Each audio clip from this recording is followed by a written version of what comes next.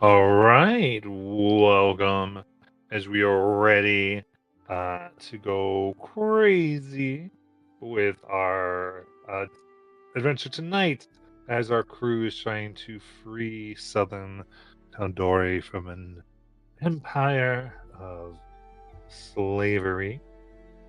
And last we left off as they were taking their journey across to get closer to what they believe to be the Deceiver's lair, uh, the dragon known as Roshan, and to Aesol, the dragon known as Mother. We have been um, set upon by a storm, a vicious red lightning that at first seemed to be normal before it began to cause our vessel, the Risen, to somersault through the sky. Our heroes have found themselves thrown against and gravely injured, and therefore many have some negative two rolls to represent the sudden injury. And it is with that, after this impact, that we are picking up. So,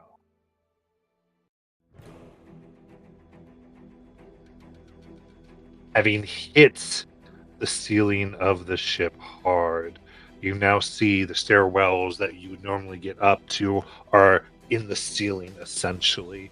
You have various pieces of ship that have gone through your body, making these injuries, and there's the screaming of the bugbear goblin hobgoblin crew that you have as they scream things like "Stabilize with the heart!" There, ropes. You hear the sounds of ropes swinging, and a few calls from different people saying that if you have gone overboard already, and as you look.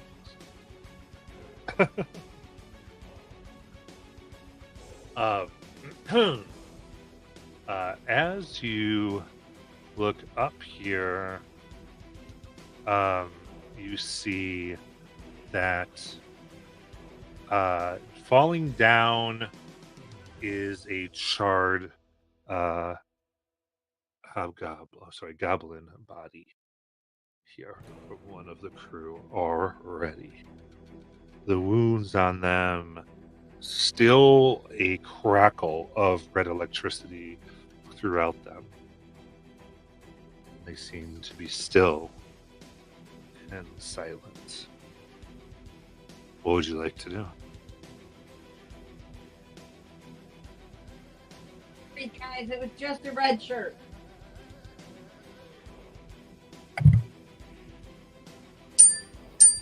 Palin's instantly going to cast Bless at second level, catch everybody.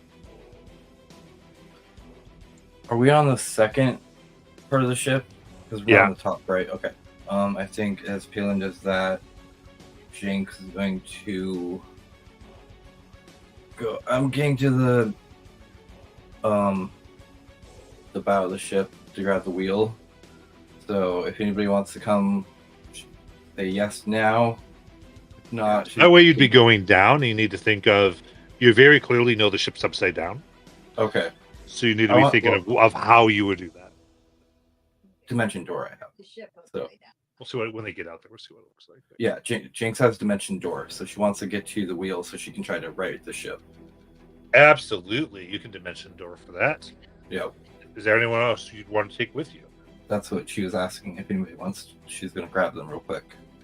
Yeah, Palin's just going to reach for his sister. Okay, she grabs Palin. Yeah, I'm just going to try to head toward wherever the outside of the ship is. Okay. Are you doing anything to be careful for the fall? Just grabbing on. Okay, so using pure arm missile against gravity. Very cool. Aesol. I'm going to try to fly out there where Jinx said she was going. Absolutely. Sounds good. So, Turbo, go ahead and give me an athletics check.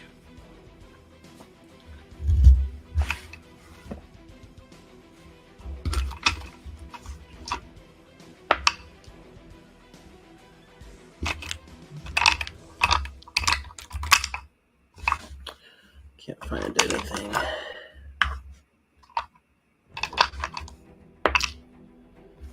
Okay. 27. Okay, very good. So somewhat slowly you begin climbing down to get to essentially the top deck. As you're coming down, sounds good. As you fly past, quick as a wink, and you see now Palin and Jinx at the wheel.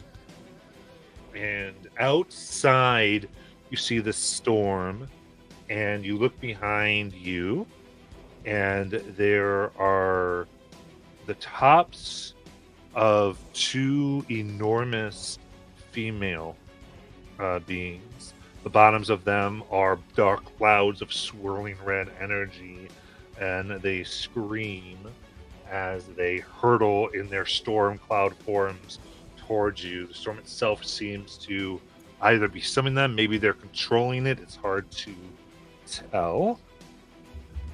But with this, we'll go ahead and get an initiative.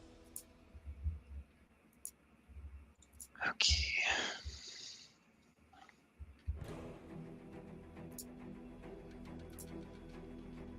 Oof.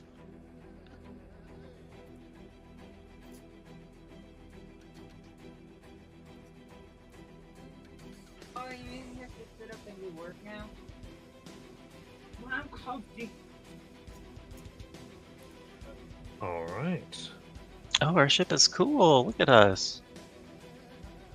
Wow, since you guys have seen your ship. I Yeah. know. Yeah, we haven't gotten to the deck of the ship in a little bit here with a good combat, so there we are. Hey guys, if anyone can find me grid wallpaper, let me know. Okay. We'll go initiative order from here. So, Terabo, you are quite on the deck. It would take another... take your movement. You can get to the deck and be holding on if you so desire. Okay, I'll do that. Okay, very cool. So your movement can be there. And I'll keep the athletics check. So you're hanging upside down from the top of the deck. So they would be like reversed. And anything you want to do? How close are the things back there? 90 feet. All right. Well, that's beyond my long range. I will take a potion. I will drink a potion of speed.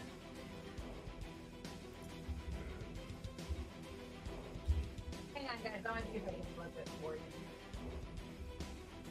Okay. And Jinx. Okay, Jinx is going to, as this is all happening, she appears right in front of the wheel of the ship. She starts shaking violently, and fur just starts protruding out of her like a porcupine almost. She bursts into her werewolf form, and then I'm going to try to use my action to see if I can rewrite the ship. Okay. Sounds good. Give me athletics check. Okay. Luckily, I went into my wolf form, so I have advantage. I got the ship upside down for you. That's a natural 20 for a 31. Amazing. Let's go. Okay. So this is enough to turn the sail so they can do that. What you can see is that there is the magic energy component. So someone would have to, from here, begin to channel the power to give the ship power to what you've been able to fully move the sails to do. I look to my brother right next to me. Yep. That's my Meantime, turn. Aesol. seeing where they I don't have fly, so I am going to try something really stupid. I'm going to try wall of force, but make like a bridge right to where the creatures are. It's I can make it 100 That's feet cool. long and 10 feet across. 10 Okay. feet wide, I mean. Yeah. Sounds like a plan.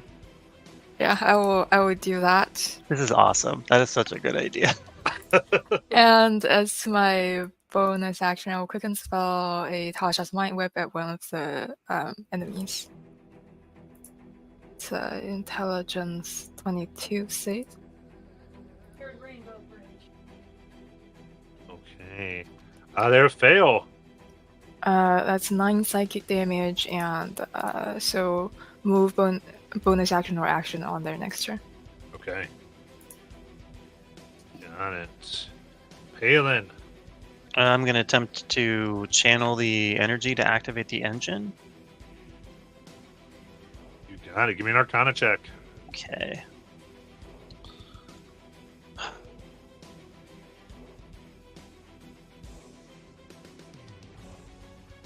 That is a 24.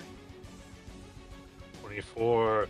That succeeds as the storm energy blue comes in. It rallies around the ship itself, and you find yourself, boom, the ship is good as far as being upright.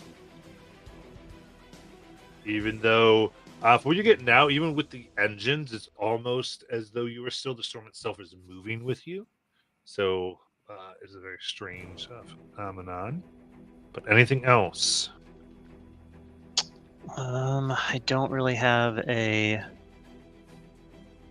Could I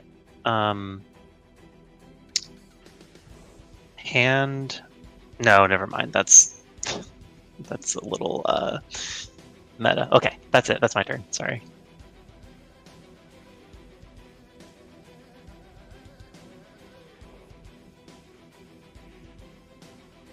Good.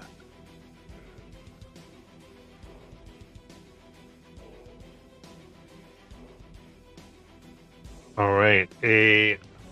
How wide do you have the ship? So they're going to throw a large red lightning bolt that comes and rockets through the deck of the ship, 10 foot wide. Or two. Okay, Jinx and Palin, or can it on Parabel? Okay. This one will be Aso and Terabel. This will be a dexterity saving throw. Hold on. That's a 10. Do I get to decide when I use my hero point after I know what the effect of the thing is, or do I have to? You can know you're failing. I won't give you the effect. I see. You do have blessed if it matters. Oh, yeah. I don't think that matters, but I'm going to choose to succeed if that. Then my hero point. Yeah, that's going to fail. 18 minus 2 is a 16. 16. Okay. So that is 2 fails. So. Sorry, a fail and a success. So, Terabel, you would take 20 lightning damage. And then that's 10 lightning to Aesel. In addition, with the red lightning, to Terabel will do 10 necrotic and reduce your max HP by that. Oh And no! Aesel, it will do 5 to you and reduce your max HP by that. Oh my god, Oh no. guys, we gotta end this fast. So that was the one that could not move. The next one would do the same thing. Set up a thing of lightning, this time going after Palin and Jinx.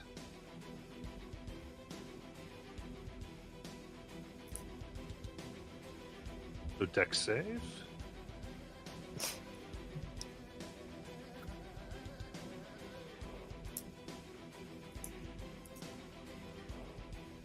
$19. 26. Okay, both succeed. So that is going to be 8 lightning to each of you, and 7 necrotic to each of you, and your max gets reduced by the 7.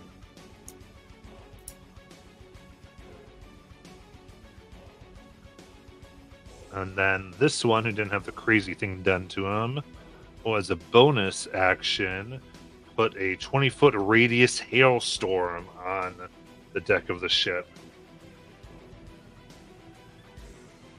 That will definitely hit everybody. And I need a dexterity saving throw.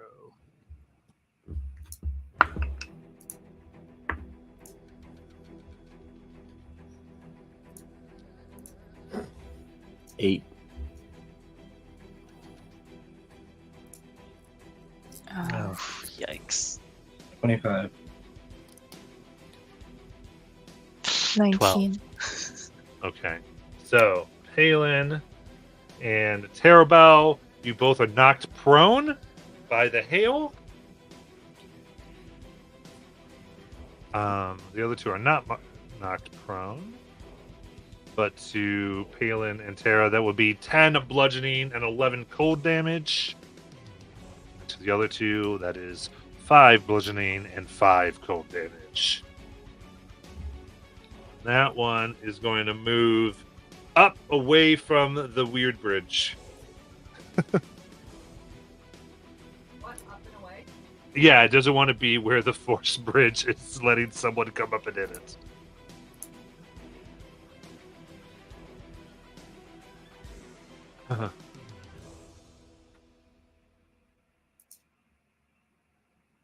So maintain a good distance.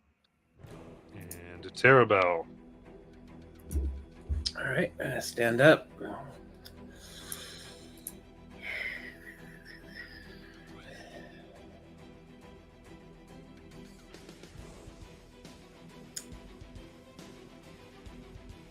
Okay.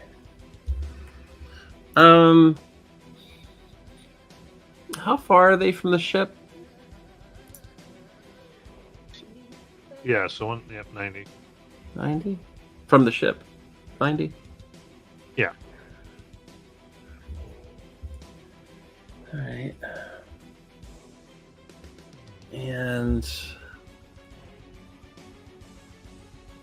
a long jump. How do I calculate that?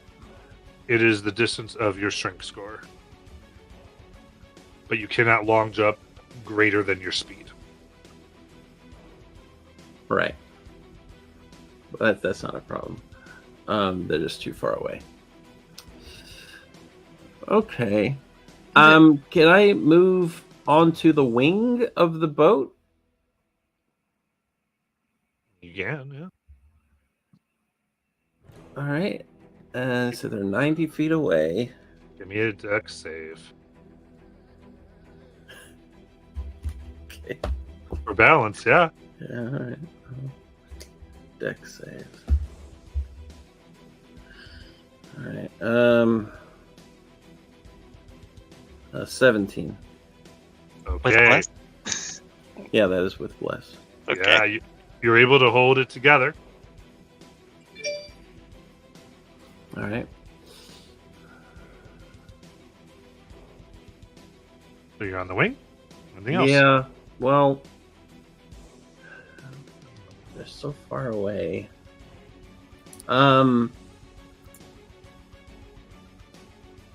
The bridge is here for the melee people, by the way.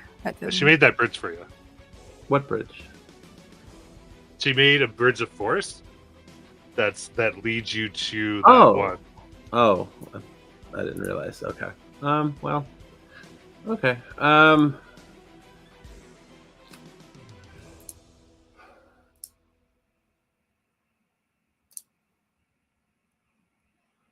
Well, crap. I don't have much, so I guess I will try to intimidate them. Give me an intimidation check.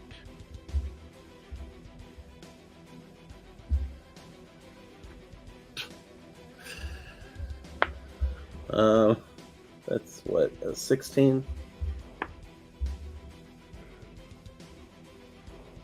16. Okay. And Jinx. Hold on. Okay. How much movement was it to get on the wing? Well, the movement to stand up and the other half to get on the wing. Right, but I'm hasted. That's what I'm asking. 20. 20? Okay. Yep. You have 5 left. So she's hasted. Right, but it's still half your movement. So if your movement from haste goes from 25 to 50, you spend 25 to get up. And then they move 20, so she'd have 5 left. Yeah, it's half your movement. Whatever your movement you have is half of it. Okay.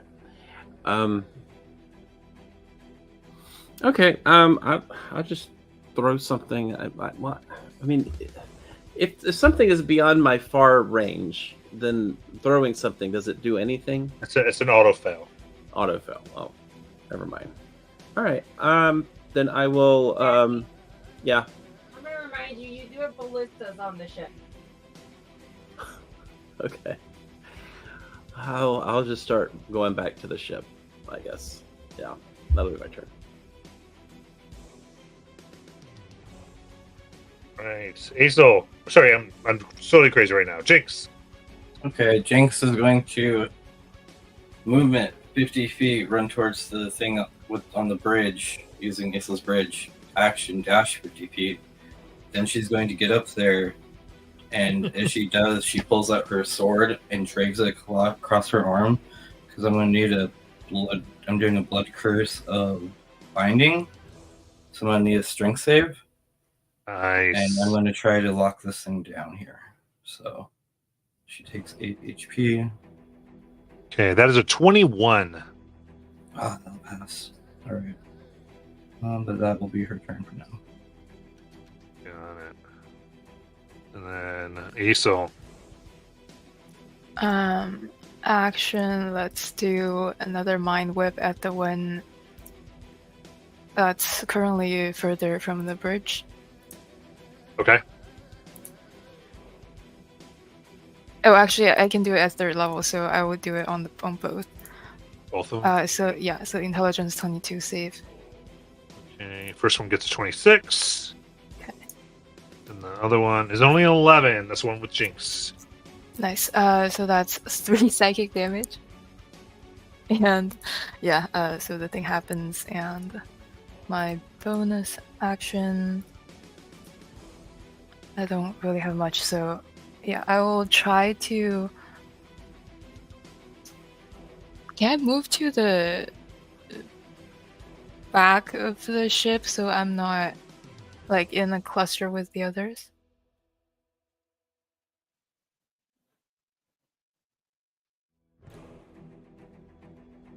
And Palin.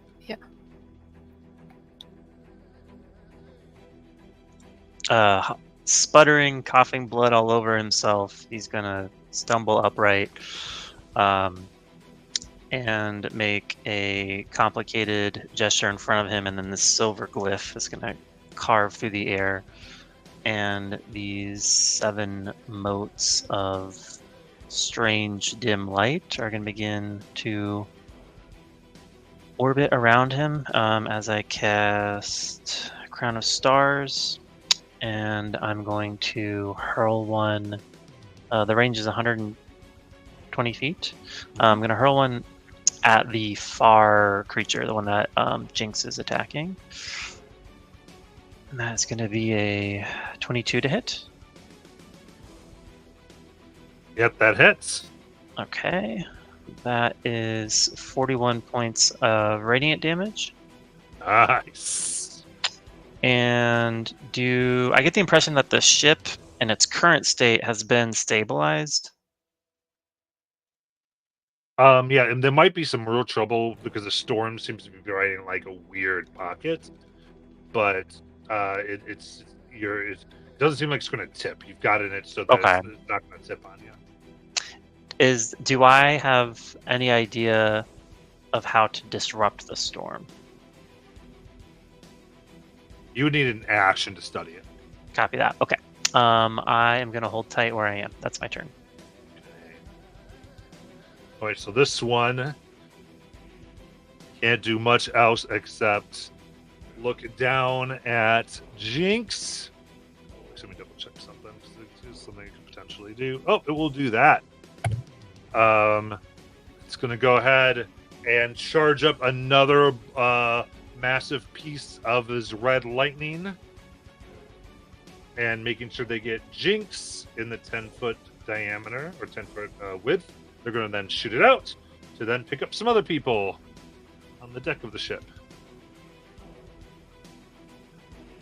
So deck save again. Definitely for you, and I just need our front to be who else. Natural 20 for 33. Oh, 1, 2, 4. Front.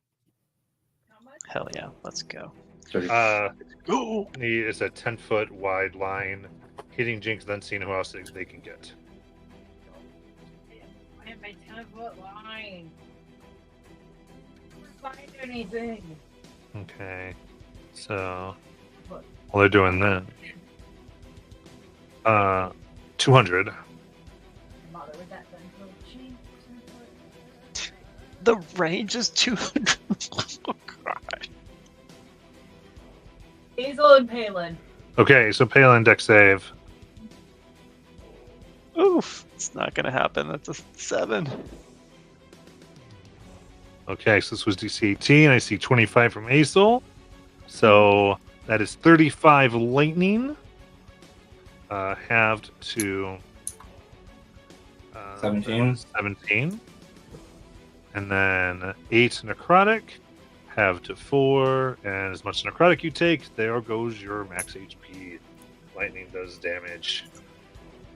San Francisco treat.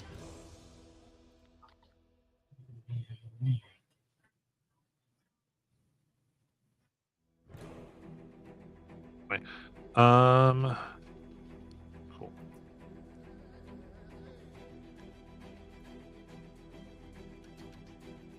Then this next one,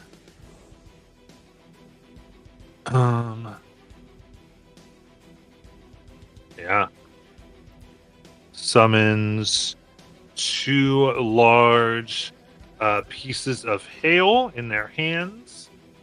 Is going to toss both at Terabel. First one is a natural 20. Is it within 60 feet, Matt, that I could silvery barbs it? Failing to it. Let's see what we get.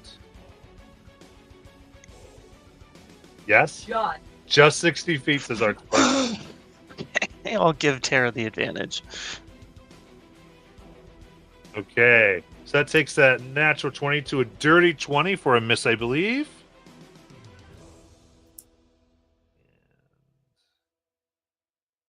And a 21 to hit. I think that misses Terabo as well. So how does Terabo get out of the way? I have no idea. I think she's just stumbling around now. She doesn't quite know what she's doing. Okay.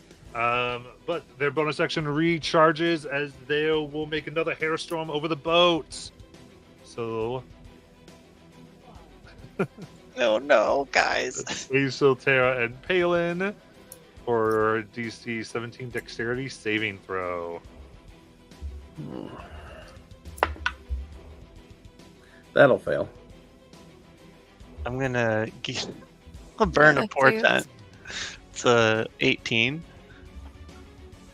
Okay. So D17 fail will be 13 bludgeoning. So success is 6 bludgeoning. And 13 cold. Success is 6. If you failed, you're knocked prone.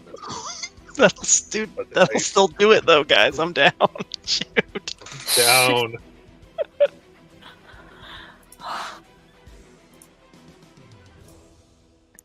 So Turbo fails, so that she's prone. Is that right? Turbo got low. Yeah.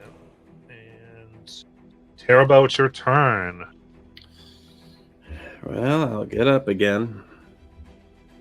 Right. And I'm too far away to move there.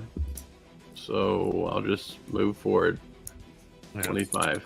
Well, you can do your dashes, right? So you do movement, you do your haste, so then you can do a dash, which is your movement, and then it doesn't haste action let you dash again? Well, if I'm dashing, that's what, 100 feet?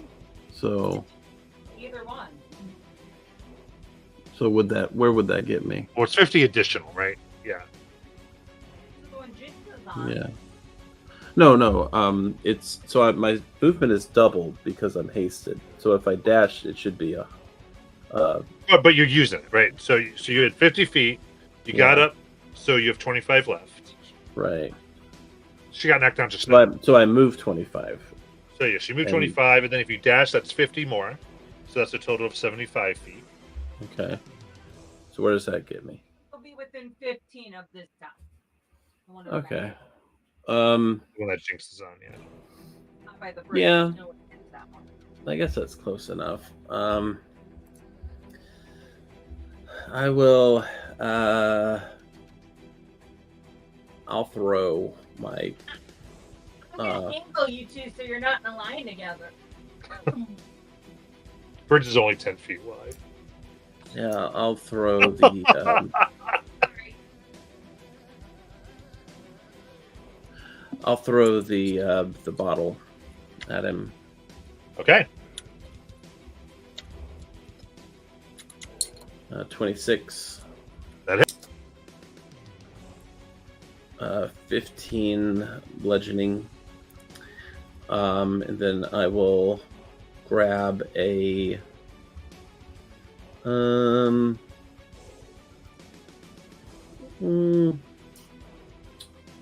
I grab a python, 2 pythons, and I throw those. And first one is a 32 Nice. for 17. All right. And all your improvised become magical, right? Yes. And so the next one is a 32 Nice. for 18. Very good. It's definitely getting hurt. It begins sort of calming down. The tempest isn't raging as much. And I haven't used my bonus action. Oh, I'll have to use that next time. Wait, no, I'll use it now. I'll second wind. Okay.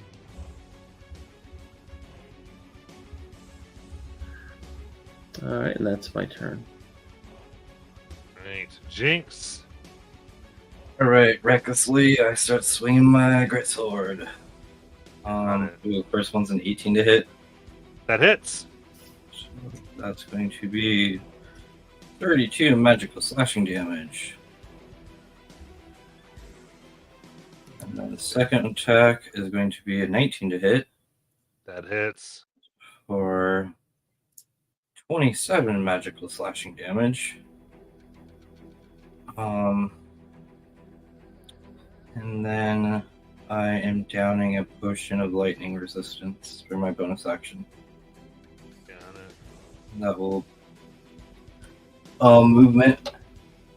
Can I hop on my broom and skimmy around behind the guy so I'm not technically in front of him? There you go. Yeah. Yeah, I'm gonna do that so there's no more line throwing. And that'll be my turn. All right. Asol. Action, I'm going to feed, movement. I have to get up first, don't I? So I have, how far away am I from Palin?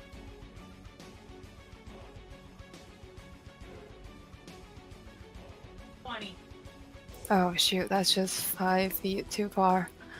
Oh, I guess I'll bonus action Misty Step to Palin. Okay. And I'll feed him one of the herb things we got from the market, which is equivalent to a greater healing potion, you said?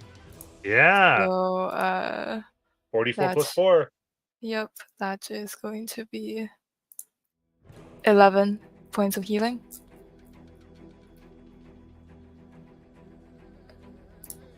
Yeah, and it's going to be my turn. Good. Palin. Palin gasps awake, sputtering. And I think for a moment, just dazed, he's like looking up at Aesol. And somewhat adoringly. And then he's like, oh! And he's going to stand up and selfishly give himself 5th level Cure Wounds. Let's see how we do. So Palin. Yeah, very typical. So that is 22. Save her also and move more than 10 feet away from her and not in a fucking line. He's gonna stretch his arms out and stand right. No. He'll use whatever movement's left. I guess 15 feet's what's left to try and get to one of the ballistas that our department so generously mentioned. And that'll be my turn. All the while he's like shouting about how he can't die here and his work is left undone. Yada yada. Absolutely. Got the one by Jinx and Terabell. Let's see what they get here.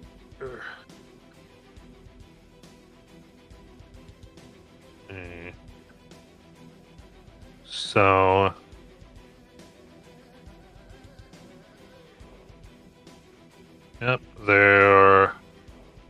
take their fists of lightning and try to smack Terabell. It's going to be a miss and a 31. Yep. All right, so that's 31 lightning damage. Yeah, some crackles around Terra.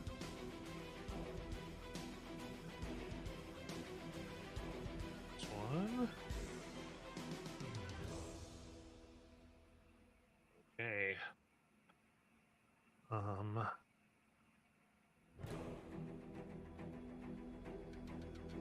Right, then we're up front here. So they are going to throw they're going to make their 2 large pieces of hail and throw them directly towards Aesol. First one is a 28 to hit. Yeah, that hits. That is 18 bludgeoning and 8 cold. Okay. They take their second one. Oh, only for a 15. Yeah, that misses. And then they're going to go ahead and position themselves to make sure that they want to be is about 100 feet away from any of these crazy people. Not near a bridge. And then Terra. All right. What is this thing exactly? It looks like a storm, and a face and like torso is made out of crackling lightning. But I was able to punch it. Uh-huh. Okay. Okay. I will move toward it 15 feet. And I will attack with my fist. All right. With advantage.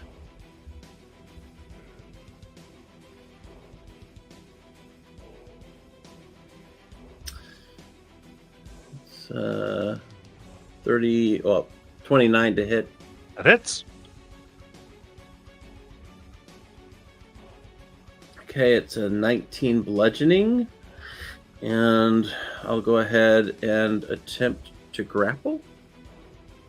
Got it.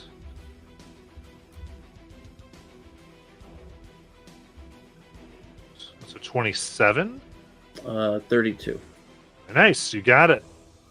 All right, so I'm grappling the storm. So now I'm going to start punching it, which gives me advantage for my stuff.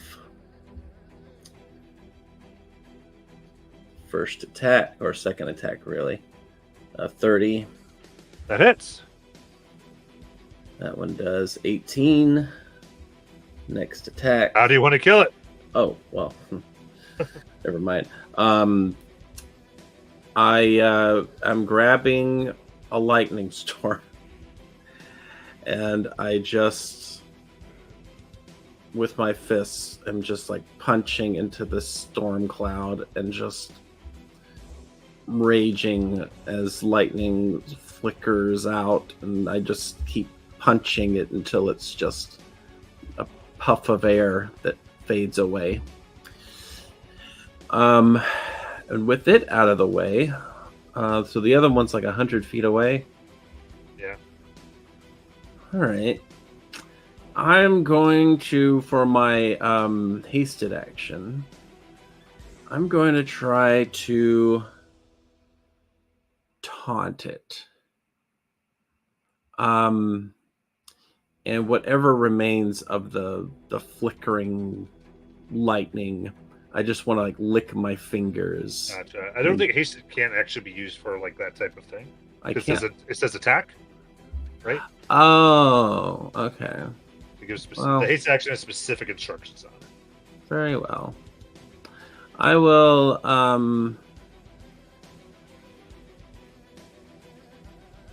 then I will move toward the ship again. And so that's 50 feet toward the ship. And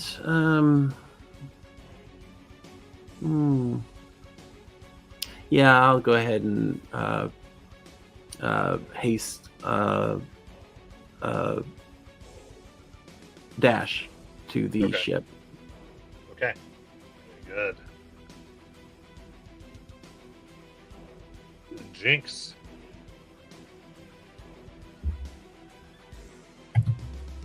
Okay.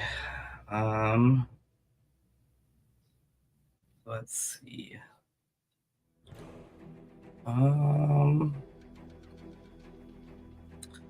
Yeah. The Jinx is gonna fly 50 feet closer. If she pulls out a javelin and then lights the javelin on fire with a bonus action, taking 4 damage. And then throws it. Got it. So that is going to be a 24 to hit. That hits.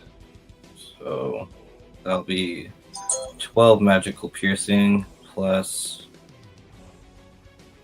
2 fire damage. Right. The javelin goes down. Woo! Yep. And that, since she can only do that once, that'll be her turn. Got it. Aesol. Try to cast Hold Monster at the thing. Yes. Charisma. Wisdom 22 at disadvantage. I'm going to subtle spell it just to make sure.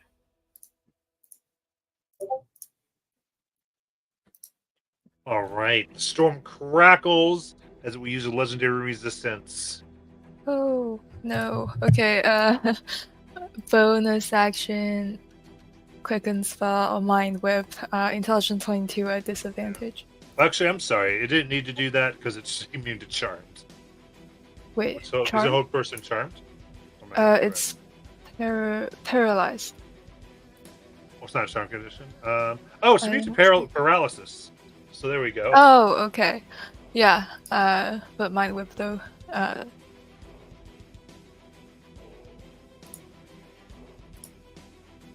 Okay. That's a wisdom. Intelligence 22 at disadvantage. Oh. Okay. Yeah, it'll use its thing on that to resist the mind whip. Okay. That is 7 psychic damage then, and that's my turn. Aelin. So Palin's at this ballista. He's never fired one of these before in his life. Is it at all credible to him that he could make use of it? Yeah, can just go ahead and point it for a +7. Okay. He is gonna point this ballista at the remaining enemy, and I'm gonna roll. Let's go, team. Come on. Oh wow. That's 7. Plus Plus 7. That'll be a 14. Okay, that hits. Oh wow. Okay. All right, that is 10d8 magical piercing. Oh my goodness gracious. Listen, I tried to tell you. I am coachable. I do take feedback very well. That is 36 points of damage, and Palin's just cackling like a madman as like the thunder rages behind him. Nice. And that is my turn. Okay.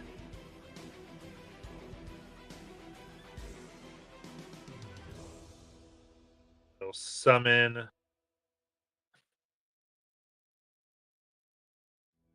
2 hailstones and throw them at Palin.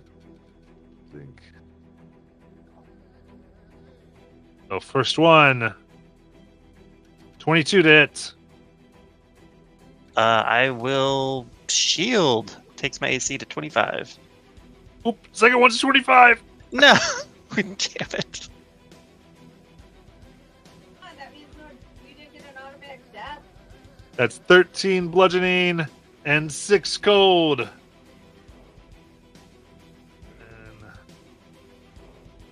oh, very nice. And it's going to cause a hailstorm on the boat. What? So I get the 3, I believe. It is a 20-foot radius. I'm gonna get 2 of them. I'm going to get 2. Then I'll get those 2. Well, Nice. All right. So then, Isol and Palin deck save. Yeah, that fails. Not deck save, deck save. Ooh, natural 20. Nice. God. I got 11.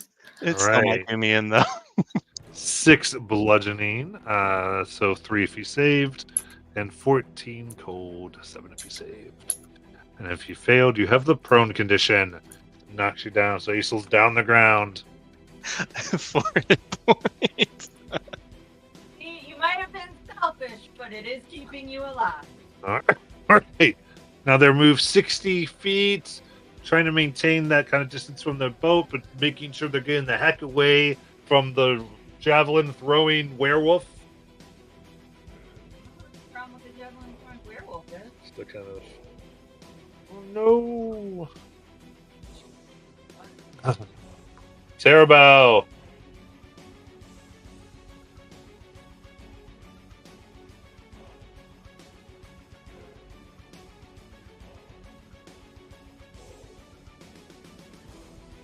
Jackie, your character's turn. We do have a damage boost, by the way. Yes. Cracker, do you have a bullet? Can you all not hear me? To in the front. I hear you now. Oh, okay.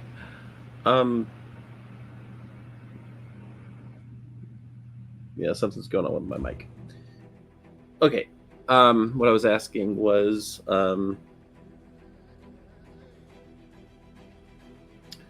yeah, I gotta fix this mic because it's driving me crazy.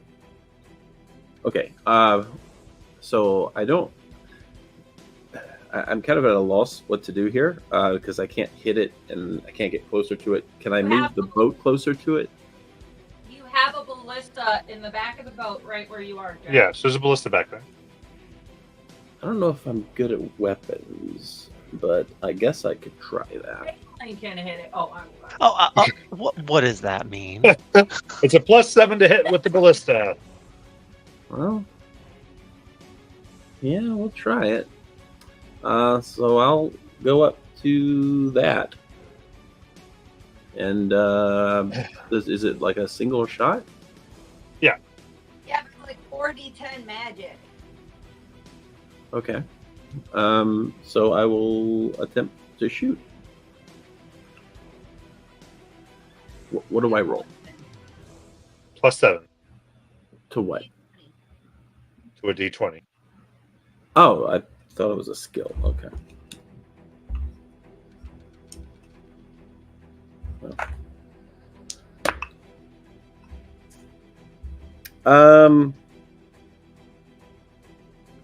That's 17 minus 2 plus 7 is Hit it.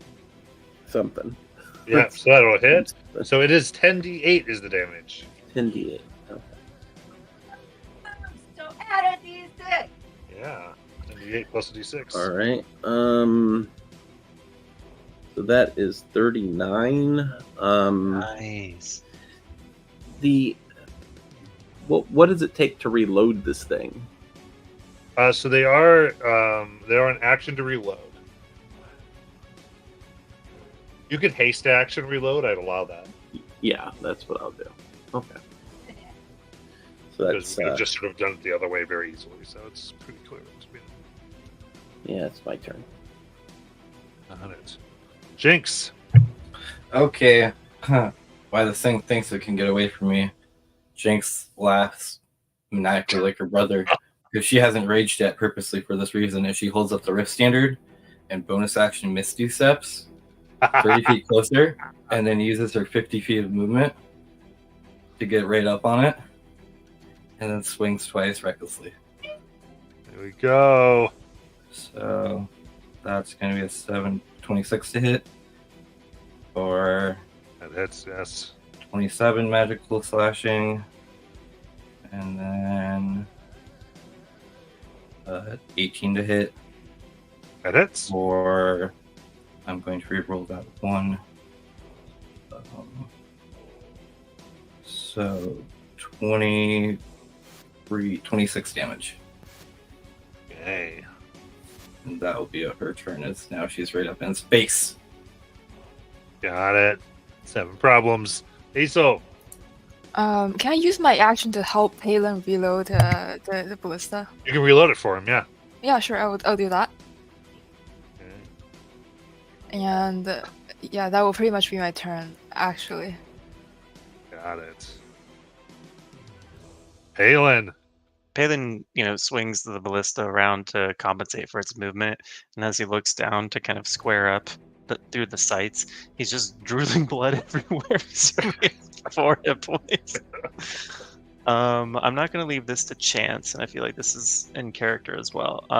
He's going to burn his last portent, which is a 9, so that's going to be 16 to hit. That hits.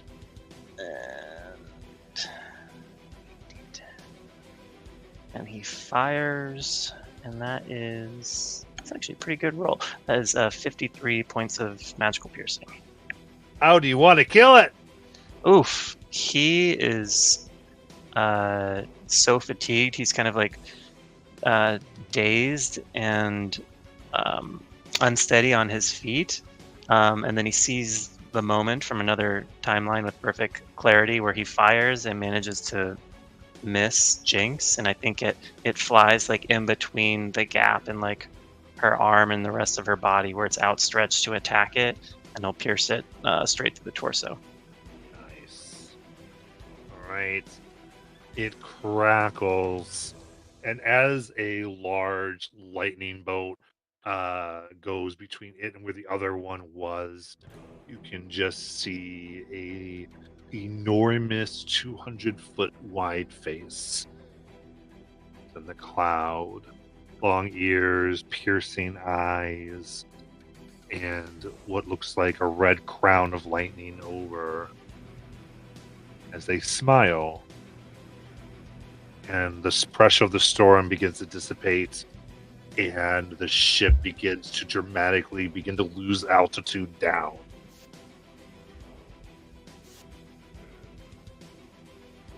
Terabao.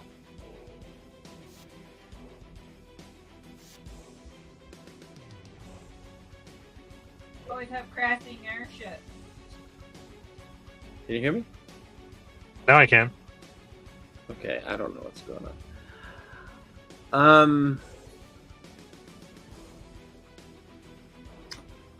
Sorry, I've been messing with my mic. I can't because I'm having such trouble. I might have to log in again in a second. So I didn't catch a lot in that last round. Sure, understandable. So, the both enemies are down, but the storm basically is dissipated in a fashion we saw a huge face. But now because the storm's gone, the boat is rapidly, or the ship is rapidly losing altitude. Okay. I'll try to grab the wheel and try to stabilize. Absolutely. Just give me an athletics check to successfully move, since it's just so crazy. That's gonna be 30. Yeah, and then athletics checks to move the wheel. Try to actually right this thing. I'll give you advantage, actually. Oh, okay. 26. Okay. You grab it. It starts to move this way. So you're starting to you have it so it's no longer at an angle. Going, the movement is working, but people do have to hold on. But it is mostly now just the crew is trying to scramble and get it. There's a few other things they have to do just to get it moving, but it's very good. Anything else? Let's see. With my hasted action, is there anything I could do to make that even better? Oh no, I guess not because that's hasted action. Never mind. I get well. So do I get the feeling that I have to hold on to this thing? Yeah, it has to be kind of righted. Like basically, engines and things need to be restarted again. Okay, so I'll hold on to it then. All right. Jinx.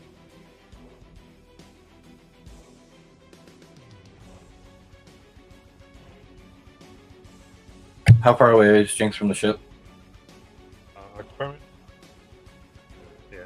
I'll assume essentially like you're easy enough to go into a free fall with the ship.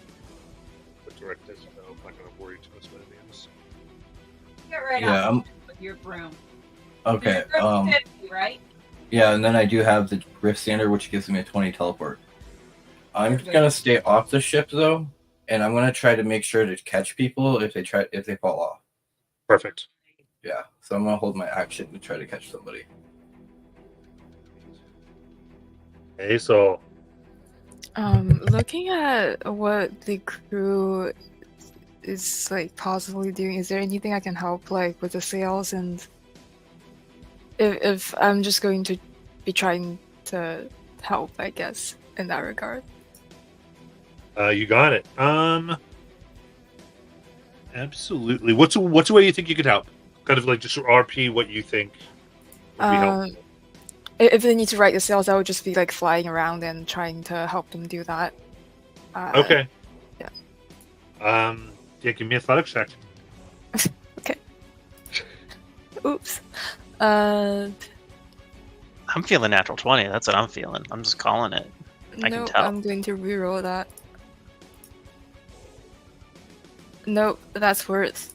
How does a 0 look? Sorry. Amazing. Athletics check 0. You grab. I'm gonna say you just get tossed. You're get knocked prone, and then out of the ship, so you get a free fall. As Jinx, having themselves be ready, just moves the broom and catches you. Perfect. I wasn't expecting to be you. Well, what can I say? I'm bad at some things. So rude. Phelan. Do I get the sense that the arcane engines are failing? Like something's been tampered with, or It's more like you think the lightning has just caused problems with them. could could I try and give the engine some juice to reactivate them? Yeah, you can. So this on the base it's an Arcana, but you lower the DC by 1 for each level of spell that you pump into it when you do it. Okay. I'll sacrifice a 4th level spell and blast that into the engine to try and raise. All right, so use DC 21 Arcana then. Okay. Jeez Louise, that's actually still pretty. Let's go. That's a 28. There you go. So with that, ship begins, and now, as you get it, you are way below the clouds. Here, you see the green trees, the mountain way ahead, but To the same spot. you are able to regain and get your altitude once more. The storm dissipated. What would you all like to do? You to get off my screen.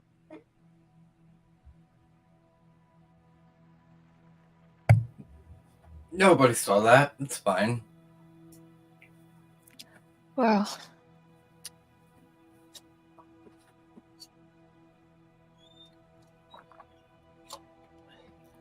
what? What's Who that? was? Who was that? Yeah. Ooh, can I make religion check?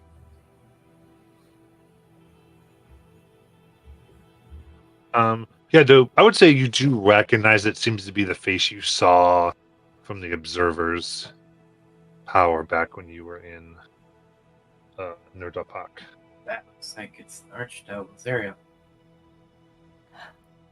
Sure, she knows we were coming for her. Who? Remember that lady that we saw in that vision? There's been a lot of visions lately. The last vision that like literally happened 24 hours ago. Oh.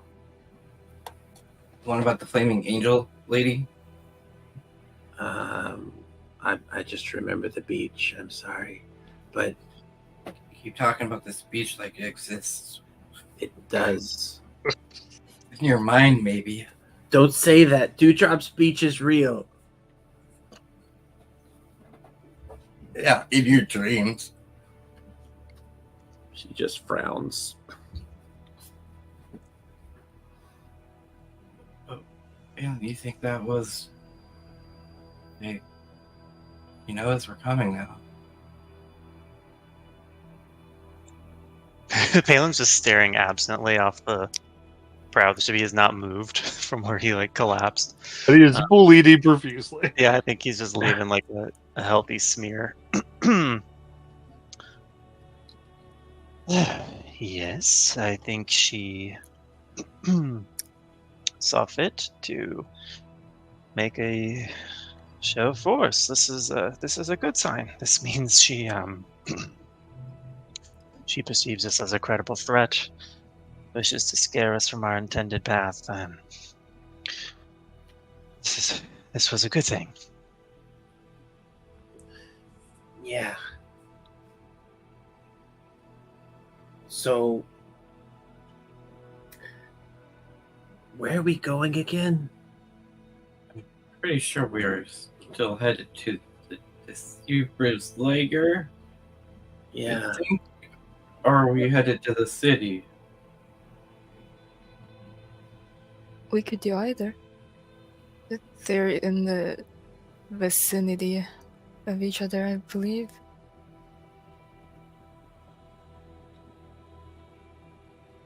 I mean, would you all which one would you prefer? I mean, Aethel doesn't. You're headed to the Deceiver's Lair. Yeah. Well, that seemed to be a little more we do that now. I'm more eager to get there and get our business done there before we go fight an archdevil. Thank you. Me too.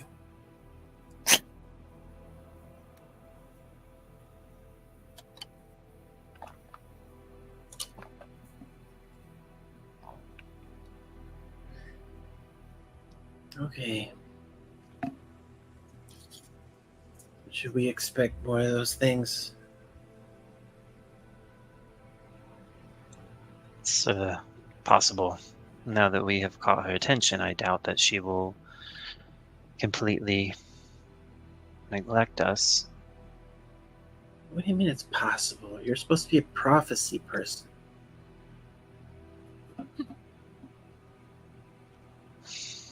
Brother, now that you've seen her like that, couldn't you send her a message of hey, why'd you do that?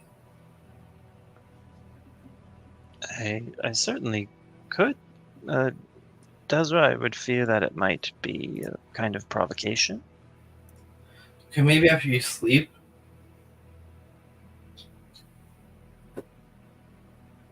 Certainly. Just curious. Can you send messages right now? Yes, I'm not completely depleted. And again, just coughs up more blood. All right.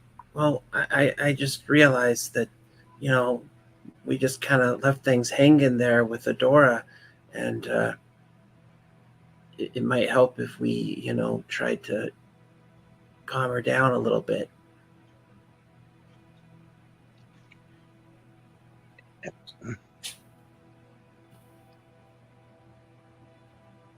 Yeah, I suppose it shouldn't be surprising that after a near-death experience you wish to contact your sister. But is this so urgent, Tara?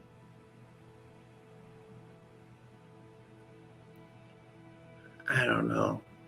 It can be, but perhaps think on what you'd wish to say to her, and then I can reach out.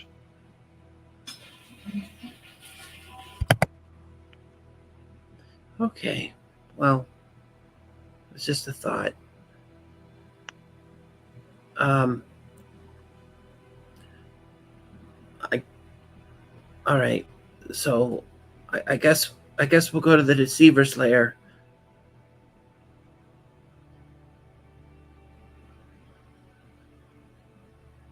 Yes, I think we stay the course, and I will, if we believe it's best, attempt parley, I suppose, with Zaria. I don't know what terms we could offer her. Before you do that, a rest might be wise. We're not certain if she can do anything over a long distance. She did just appear to us in some strange way.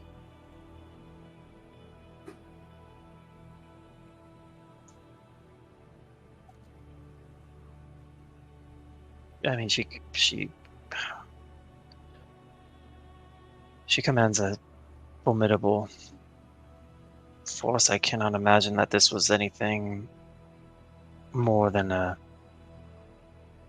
threat. If she intended us to be truly ruined, she would have devoted more resources. Just remember, brother, though, she does work officially for Osmodius, and an enemy of our enemy could be our friend. Because I'm pretty sure him and Bane aren't almost on totally good terms. Just an idea. Desra, are you suggesting a deal with the literal devil? I mean, look at me. I've made deals worse than that.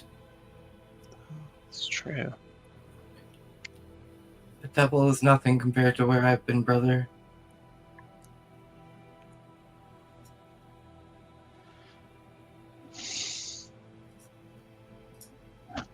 Well, help me up, and I will recuperate. And then, Tara, I can send word to your sister, and I can also contact the Sariel and see what terms, if any, we can reach. Okay. You've all fought very well. I was most impressed.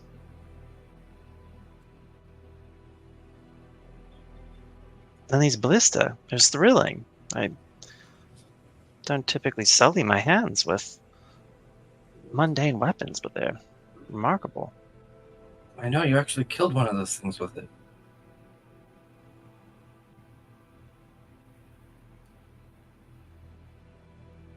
Yes, although I don't know I could repeat the performance.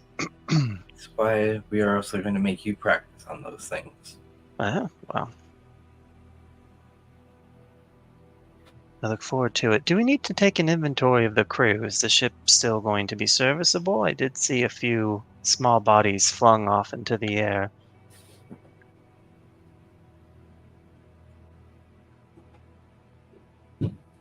And the crew, still enough just to keep it running, though. The one goblin kind of gives a nod, and sirs, can we begin funeral preparations?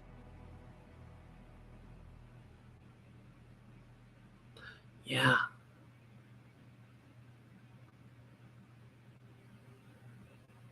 We sort of look at Balin. Why are you looking at him? Why are you looking at me? Usually you give okay. Yes, okay. Because they're scared to death of Terabao, so they just go, okay. Run. Oh, do you mean for me to give the rights for that? I don't know if that's... Well, you are kind of a cleric person of some kind, or the closest thing there is to one on the ship.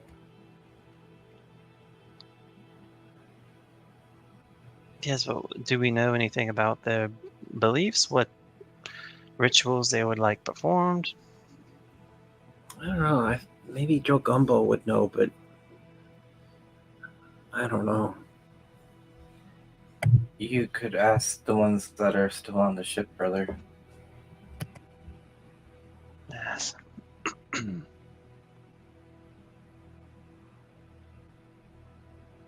Palin will kind of hobble over to them. Whoever's closest or looks like they're taking charge of the arrangements. Yes, sir.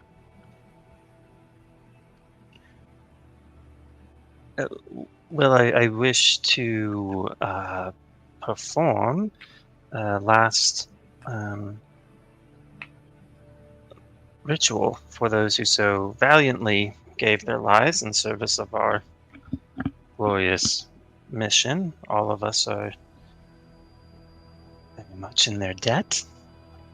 Do you know what beliefs they held, if any?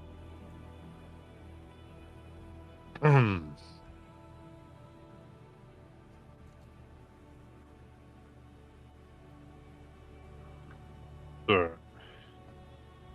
Most gave up what they believed to follow all of you in this, to be on the ship. We grew up with Bane. We know nothing else other than your musings of the knowing mistress. Most of us follow them because that's the only one you talk about.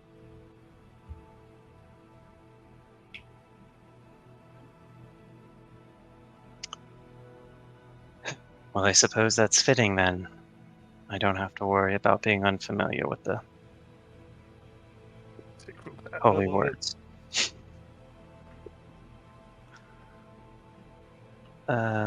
Well, once preparations are made, I can complete the ceremony. Their sacrifices will not be forgotten. They will be recorded. And they are part of our legend now, I suppose. And what was your name again? The name is For Lumbo. Yes. I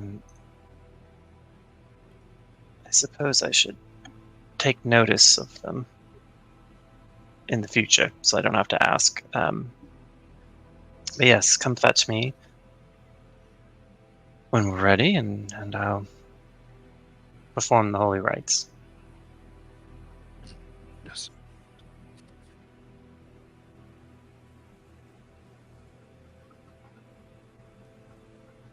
And Palin will head back to the group. Oh, sorry. Yeah, go ahead. He'll, explain his duties, and then kind of ask if anyone wished to participate in some way. It is rather...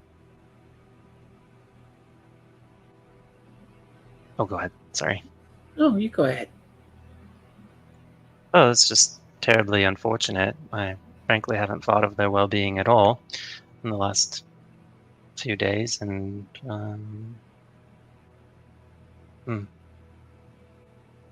it's just terrible that they escaped such oppression, only to die before they see our efforts realized.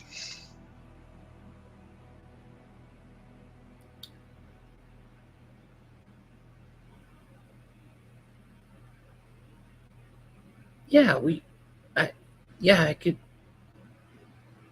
I mean, I'm not good at this kind of stuff, though.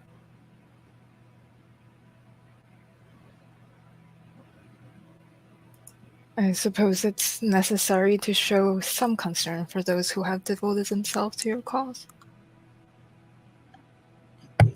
I should have Mr. Waffles talk to them.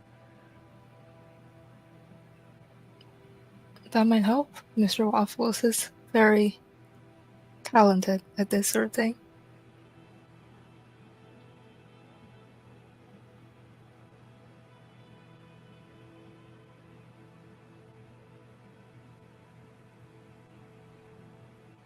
Yes, I mean, it's clear that they greatly value our perspectives, and they have chosen to follow us. I think the threat was somewhat abstract, for me, anyway, and now it's been very clear just how much depends upon our success. Yeah. Yeah, no, I think we should put on a big funeral. And yeah. Yeah, I think this will be a good idea.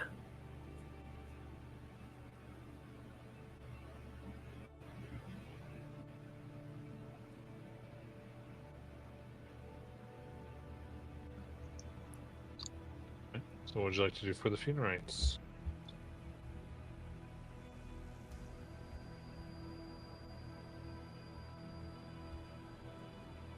Palin is going to don his very heavily creased, dusty robes and perform the most formal, straightforward, unadulterated version of Ayun's funeral rites.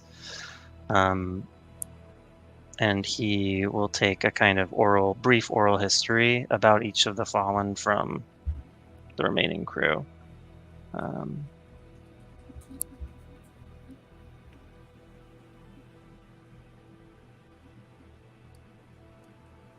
then invite participation from anyone who feels so compelled.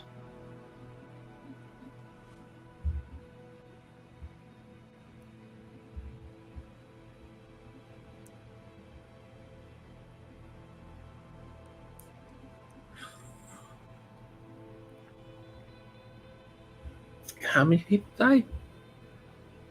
5.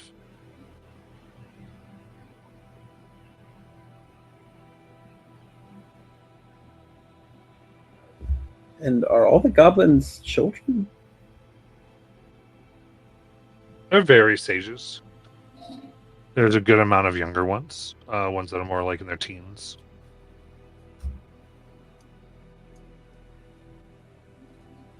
You got the parents and their children, and both have come. Okay. Were any of the ones who died young? Yeah, some young ones. All right.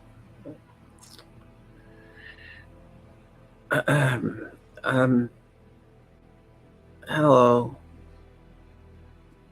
I'm Tara Bell. And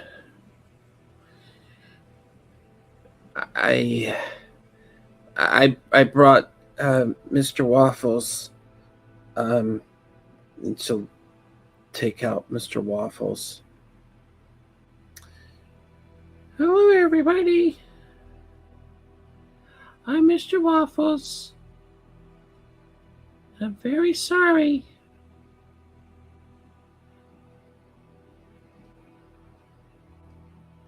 Tara also knows what it's like to lose friends who are very young. She once ran with a group of young people and led them into a fight.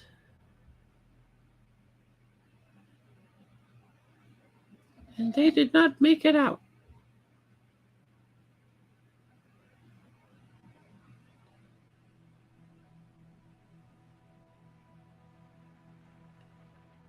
In fact, Tara was the only one who made it out.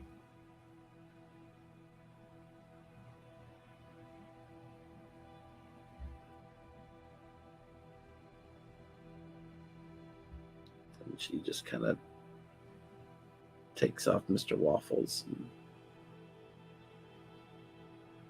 just kind of leaves.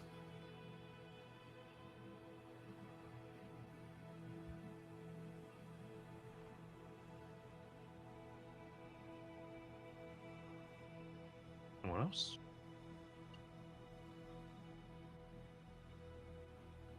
Shanks, when it gets close to the end, kind of starts doing the. She transforms again, and she starts doing the Wapal, like she lost one of her pack, and she starts using her ventriloquism though to spread it around the ship to almost make it seem like the ship itself is howling out to the moons.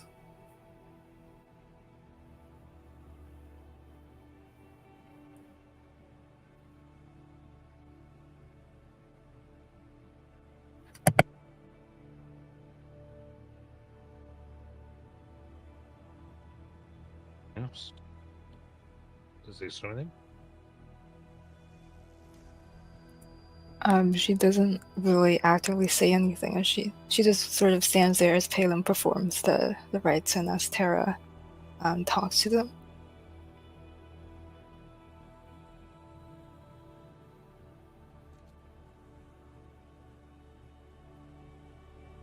Okay. Then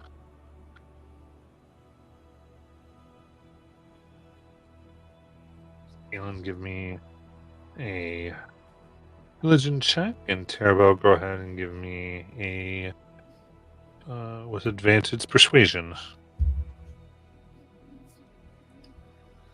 -2. Okay, so so injured. All right. 25. Oh, 19. That's on the dice because I have a +2. Okay, so then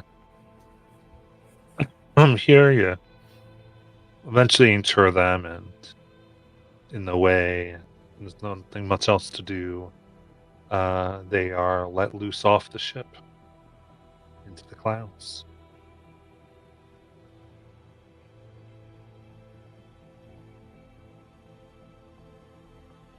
Slowly, everyone gets back to work, navigating the vessel.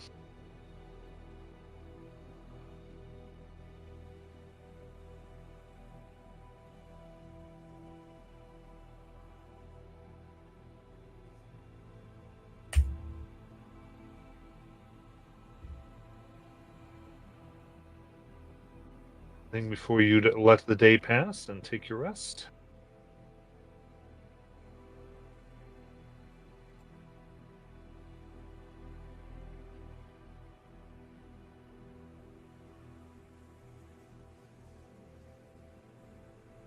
Oh, In that case.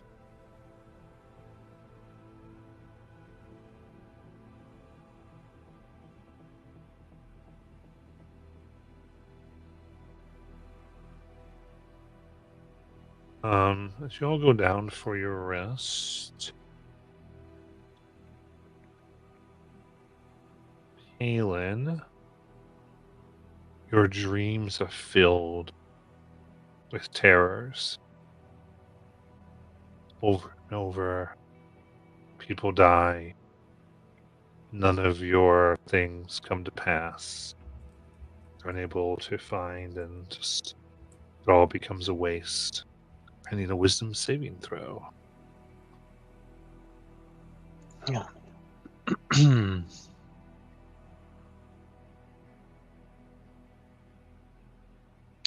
29.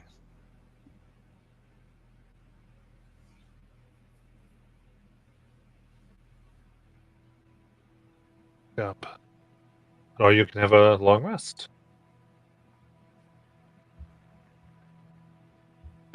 Does her maximum HP return? Yes.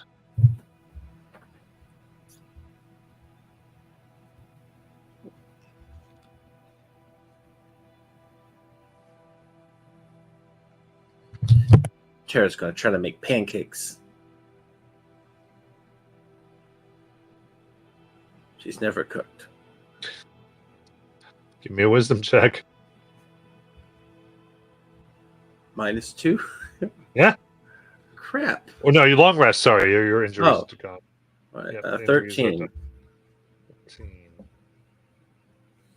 Lumpy, but serviceable. I try to make them into like smiley faces. It doesn't go well. They look terrifying.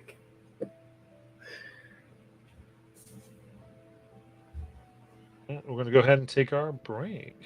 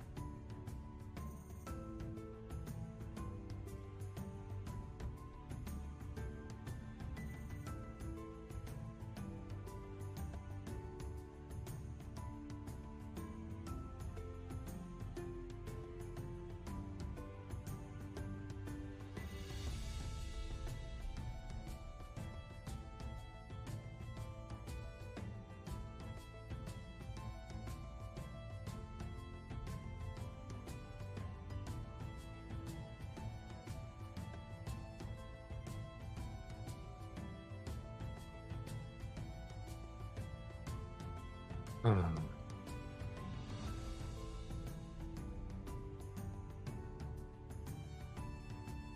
Alrighty.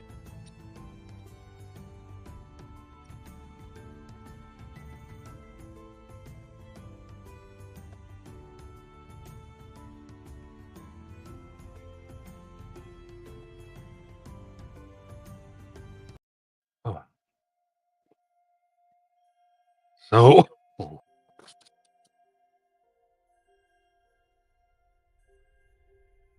on awakening, there is pancakes.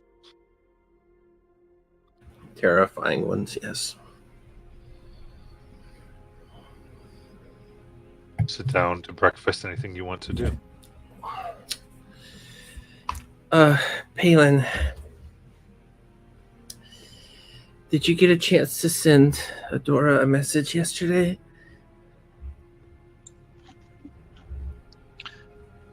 Regretfully, I did not, but I can certainly send one to her now. Do you have a message in mind?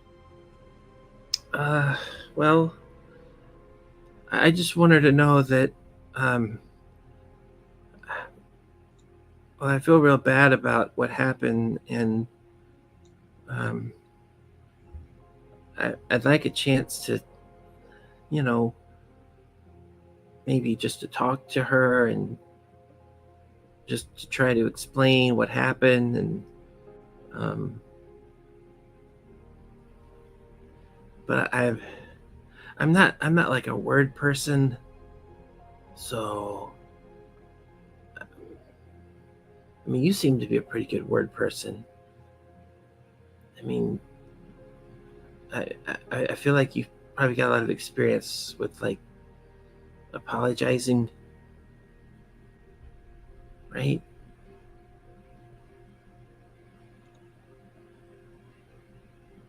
It strikes me, Tara, that I actually haven't had many occasions to apologize. Oh, But I can certainly characterize your request to explain and to apologize, but I feel that this may be it's a brief format. You see, I only have 25 words okay. total. Well, why don't you tell her that if she wants to possess you again, that we can talk more at length, or whatever's more convenient for her, so that she has a chance to, you know. Tara, I feel that I've allowed this misunderstanding to persist for far too long. The spell does not invite possession. I merely speak the words in her mind. She hears them, and then she responds, and I hear them in my mind. But there is no kind of transference of the soul or nothing of that sort. Oh, okay. Well, then just tell her that I can meet with her as soon as I get a chance. I'll try to meet with her if she's still in Rothold, and then I can talk to her.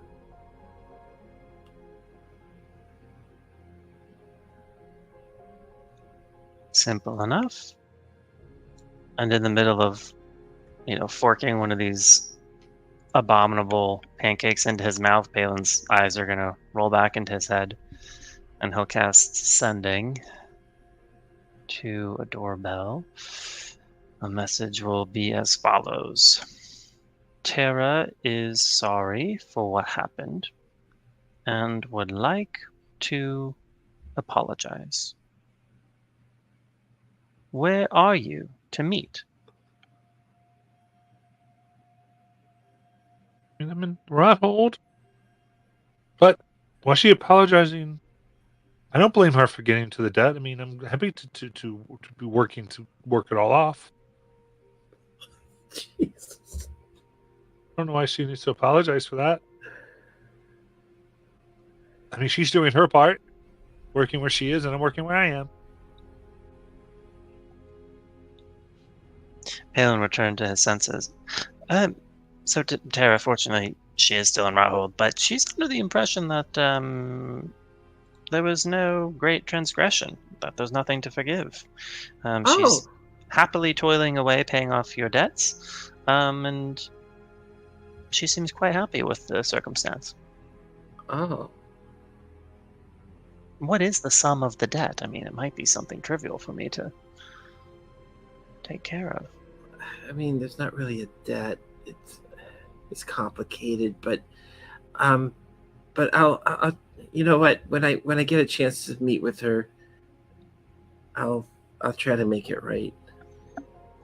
I mean, if there's a contract involved, I'd be happy to look it over or negotiate more favorable terms. No, nothing like that.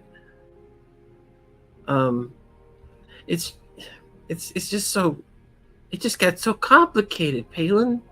I mean, I didn't know she was going to go to Rothold.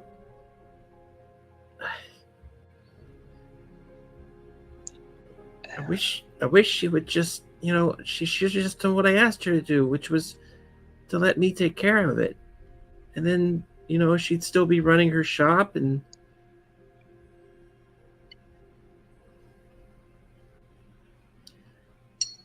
anyway. Well, it sounds like she was happy to take on whatever burden has been assumed. And if we need to intervene, we can.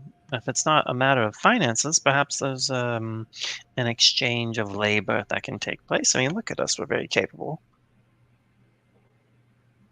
Yeah. Yeah, okay. Something for us to prioritize, because I need your complete focus on our mission, Tara. I don't want you to be delayed, burdened, hesitant. I'm focused. I'm 100% focused.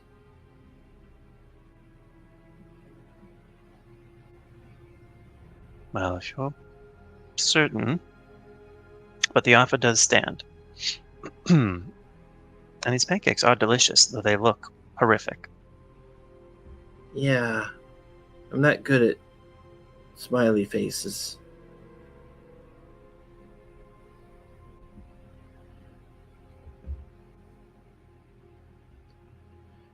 Thanks, Palin.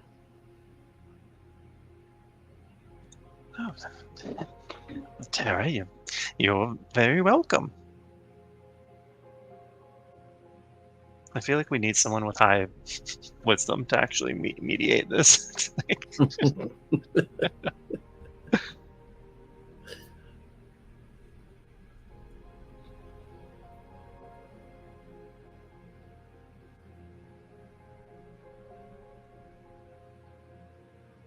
But so, in review, we do anticipate that there will be this horrific poison for us all to be wary of. Do we know anything else about the protection measures in place? We know there is going to be some sort of draconic creature there.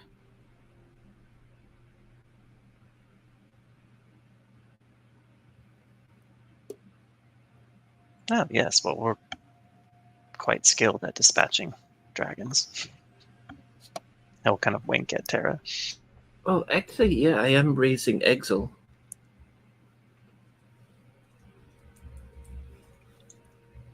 Come again, Tara?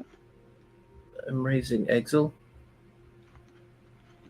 Exil? Yeah. My dragon egg. Oh, that's an interesting name. Well, only because we weren't sure if Exil was you or not. And so I thought that, and I don't know a lot of dragon names, but your name's pretty cool, so I thought Exil. I see. So if once it hatches, what are you going to call it?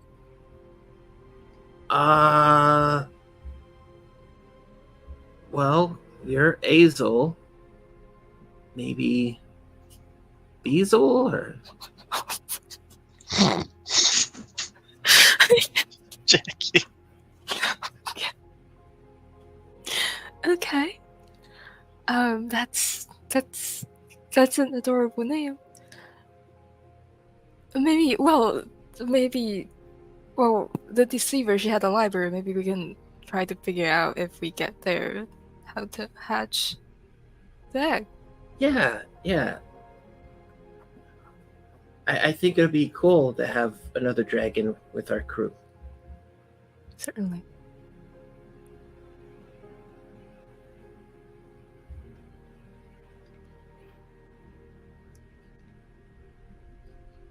Hopefully friendlier than the cockatrice.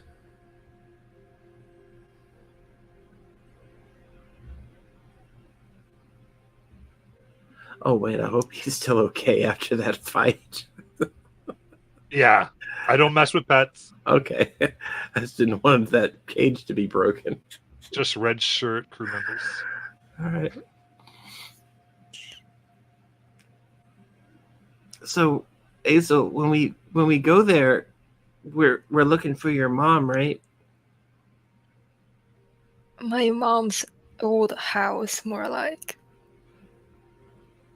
Oh no, her mother is dead, very dead. Oh. Okay, well, so is this like the house you grew up in? No, it's not. It's the house I think I was born in, but I was an egg for a while, and the authority took me, and I grew up in the Iron Authority. Do you think, Aesol, that your mother just didn't care to retrieve you? I mean, she was quite powerful, quite influential, and to allow you to suffer in such ways, it's odd, no? I am just over 20 years old, and she died over 20 years ago, so I'm not sure. Oh, I see. Ages are so difficult for me. Yeah, I wonder if she died regretting that she was not present to influence your upbringing. She more likely died regretting all her grand plans didn't get carried out. Ah, yes, relatable. Yeah, exactly.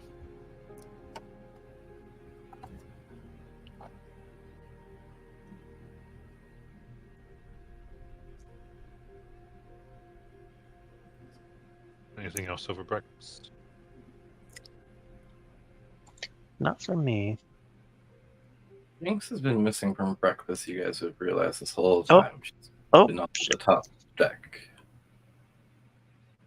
Where's Jinx? We need to go find Jinx. Maybe Jinx died. oh, no, that's highly unlikely. I would have felt it. Nevertheless, the events of yesterday were very distressing, so we should find her. Yeah. I'm gonna get up. Not follow.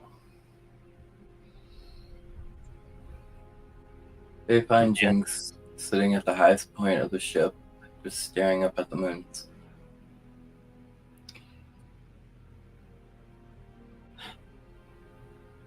Jinx? What's up? What are you doing? Thinking. About what? What's gonna happen?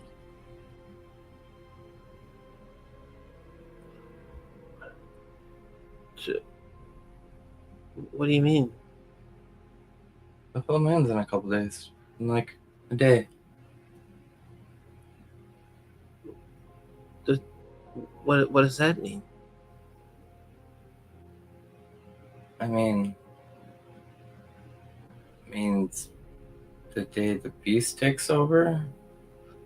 Oh, True darkness, I guess. I don't know what you want to call it. what do you usually do when that happens? Before I would normally be on the move enough, so I'd end up finding myself in the woods, trying to stay away from people, at least as far as I could. Well, I don't really control myself so much once the moon comes out.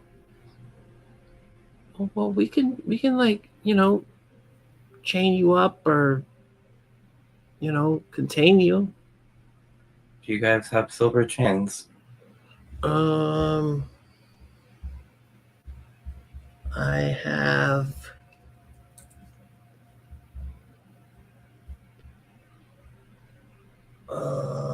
No, but I have magical poop. I don't know if that'll be usable here. Desra, confining you seems cruel. I could very well just take you to a isolated location and allow you to roam free as you wish. Yeah, that's a good point. What do you mean? How? Well, we could fly there, find someplace uninhabited, and allow you to express your true nature and freedom, and then on the morning I will come collect you. Do you have a specific spot where you've deposited me before in your timelines? No, I'm just... Seems like you've thought about this. Well, of course I have.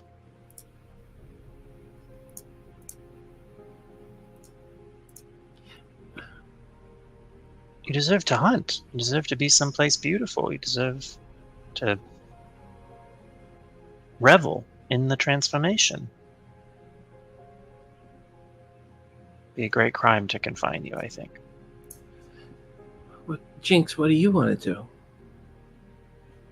I don't know. Well, I mean, if my brother wants to try this, I just don't want to take us away from our direction. I don't think it'll take us too far out.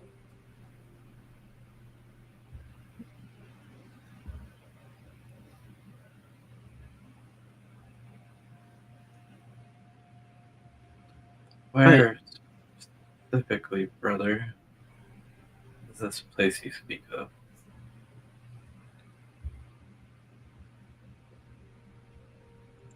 Well, I've traveled through great swaths of Isilra. It's a rugged, but beautiful landscape with plenty of beasts for you to hunt. We're going to use your teleport magic, you say? Mhm.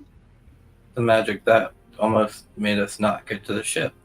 No, And you're just gonna place me somewhere in Silver and hope to come back for me? no, I'll take precautions.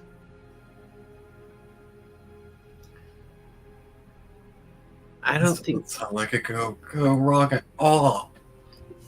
Jinx, we don't have to do it if you don't feel comfortable with it. Like, I think, like, if you want to stay on the ship, I mean, I feel like I could, help, maybe, Corral me? I mean, if you needed to fight. If you're open to the idea, I have this spell that can make sure you don't harm me, and I can stay with you on the ship if that's what you feel like might be easier.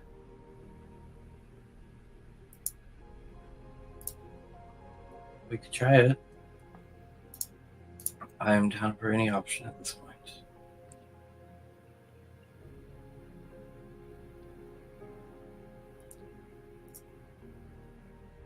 But be warned, when I lose myself, my temper tends to come out more too. Let's see. About the table, is Jinx still considered a humanoid when she transforms? Yes. Okay. I think so.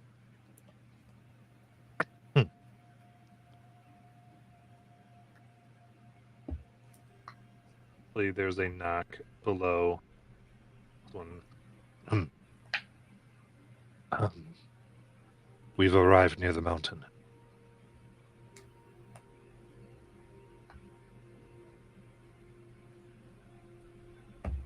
Oh, perfect. We made great time.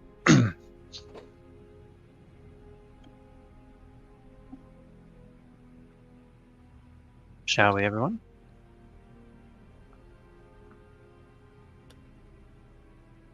Yes, let's get a move on. Can we take the slide down?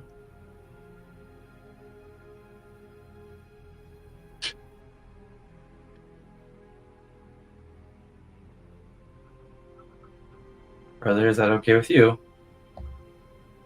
Wait, do we have access to the slide regularly? Is that real? Like buff slide? Yeah, I do believe that. The ship's equipped with the giant beanstalk. Oh my god. Well, yeah, of course. Wait, it beat the hell out of us last time we did It that. did. Though. It really did. So, you can try to decide how you want to do the ship. As you come out, you do say it's kind of has you where it's not quite over the mountain. It's sort of below the clouds. I mean, you can kind of see through the clouds, and it just you can see the Deceiver Pass. It sort of found that way up. It's up to you if you want to try to navigate the ship through. It is not unheard of to think there could be ways to prevent a ship from getting there that you might have to navigate through.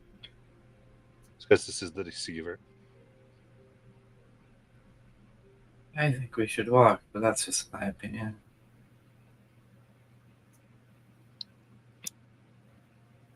I could carry two of you, I believe. Take on the form of a great eagle. I can carry myself. That sounds feasible.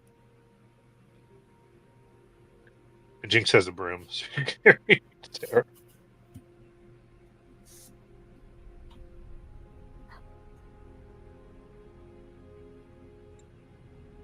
Positive thing about people not coming on, you have to worry about getting them down.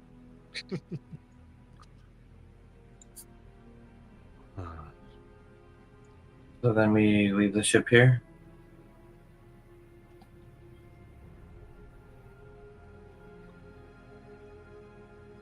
I think so.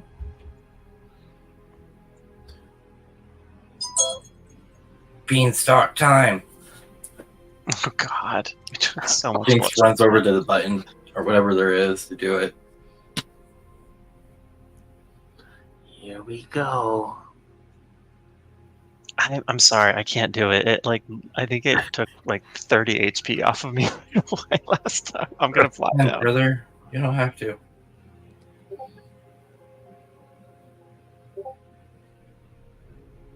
I still can possibly carry you down. It's just going to be slower to save you that spell slot. Oh, sure. So Tara and Jinx are trying to do this? Yeah. Yep. Oh, jeez.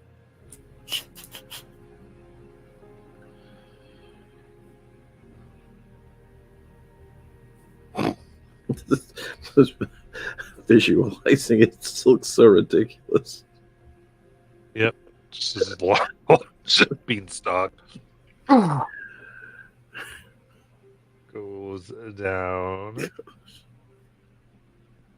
And with that, you jump on, and of course, it is the largest tube. You're sliding down the vines. Let me see. All right, back. I gotta get back to my beanstalk complications that I made. Yeah. Here we go. Amazing. Oh, okay. So you see that as you're moving by, you see what looks like enormous empty bean pod. You think if you can grab, you can have a better way to get down, more controllable, but it will take athletics check to whoever wants to grab it. Oh, I won't grab it. All right.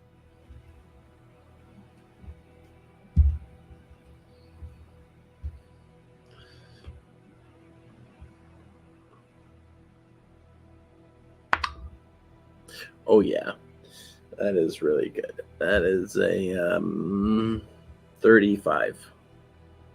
Nice.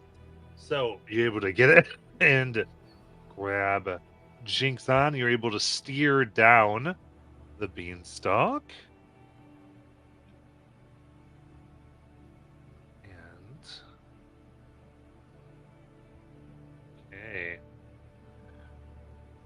As you are coming down, you see that a large flock of birds that look like they, in their beaks, are super sharp teeth and steel clawed, have been eating and immediately attracted to this when it has its come up, and they come down and begin to swoop down at you. You have advantage on these, but I do need acrobatics checks to attempt to not be attacked. All right.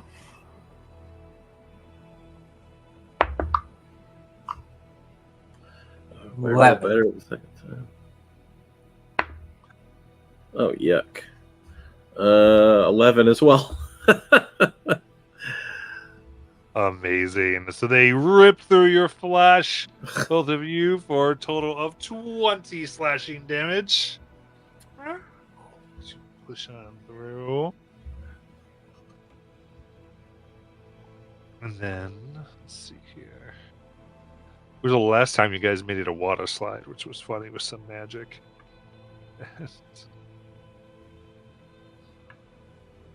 Okay. The very last bit.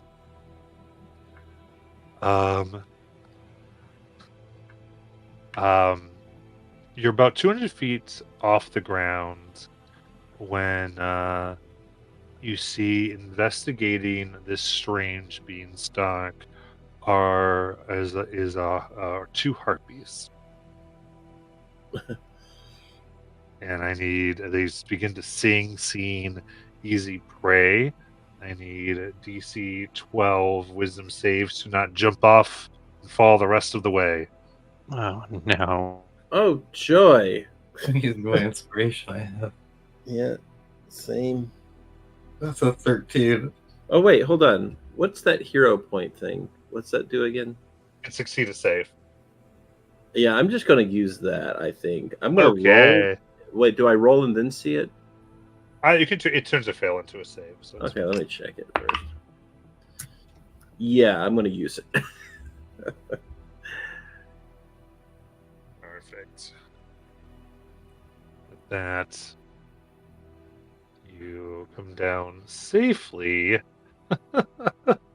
as Palin and Ace will just float down fine.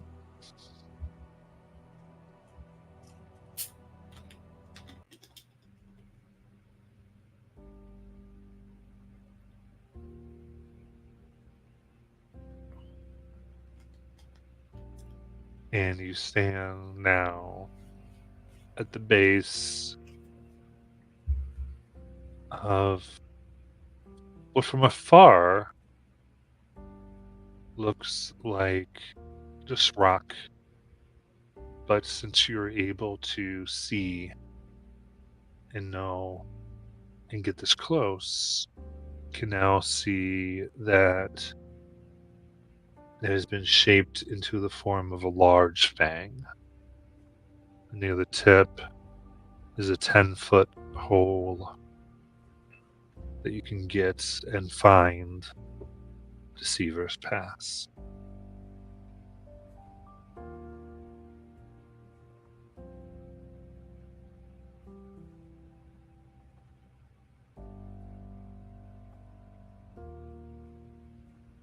We made it.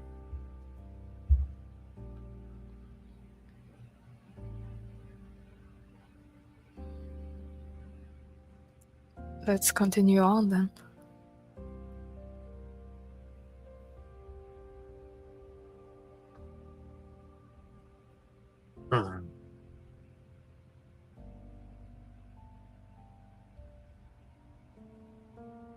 As you approach and get close, an eye appears upon the rock, about 4 feet wide, and stares.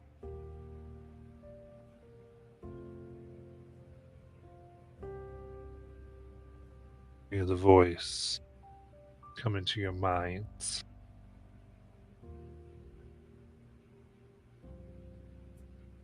Who comes through?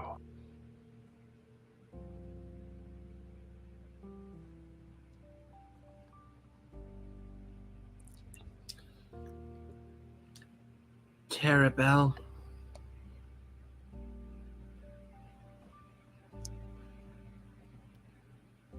Aesol, daughter of Raishon, the Deceiver. Ezra Durham, sister to my brother.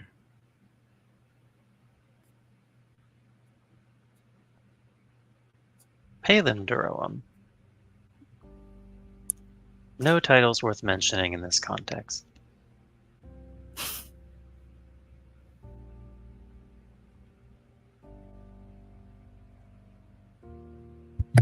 What do you bring for us?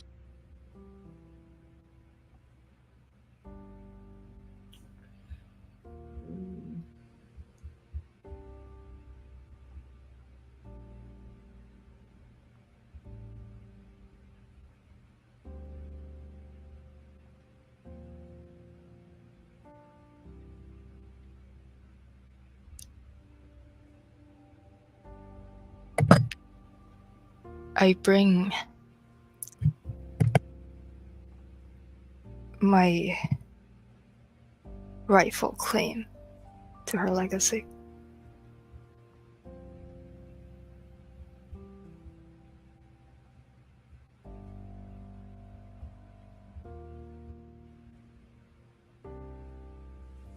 It blinks.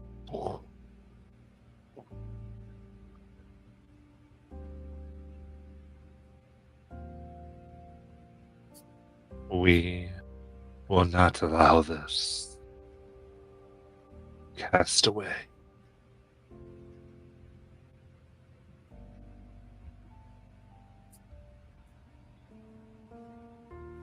And it closes. And the green gas begins to pour out of the hole.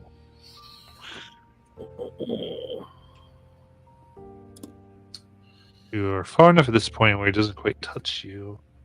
But it does seem that to go forward, you have to enter. Okay. Maybe I should test it first.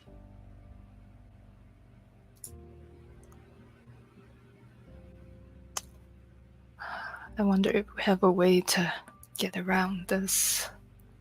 Well, maybe we could fly over it.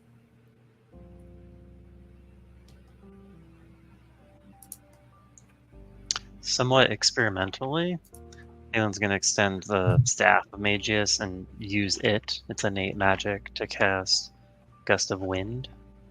See if he can just disperse the vapor. Okay. Use it.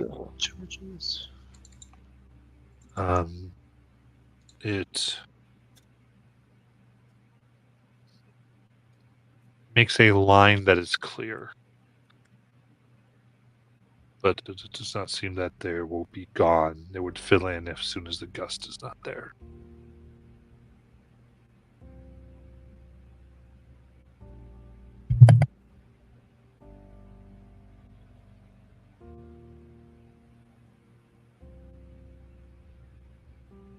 Did you get that?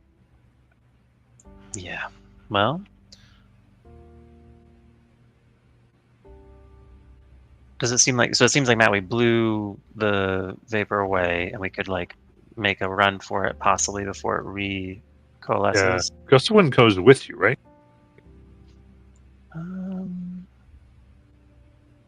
It blasts from you in a direction that you choose. Oh yeah, for the spell's duration. Yeah. Okay. How long is it? It's just a minute. 2 minutes. The staff. Yeah. So with the staff, you have 2 minutes of being free. You look in. I mean, you're at the bottom of a mountain, so there would be a little bit climbing up there. I mean, how fast you can go through it. Maybe you could come up with a deal, but that would allow you. The staff supposed to have 2 minutes of. Assuming it goes up the whole way, after a while it moves, you can't see precisely how many feet this goes.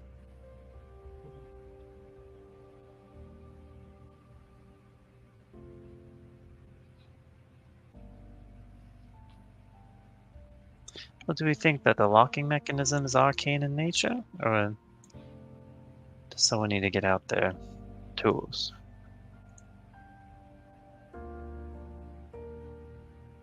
I could clear a path for you while you work. Either way.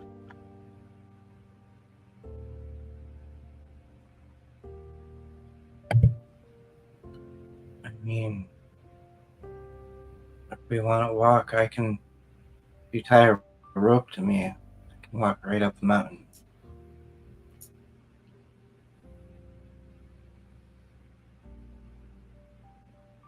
The path isn't difficult terrain, so you can move fairly quickly. It's meant for ease of travel. Yeah. All right. So we want to try to risk it. That seems in keeping with our typical strategy, or lack thereof.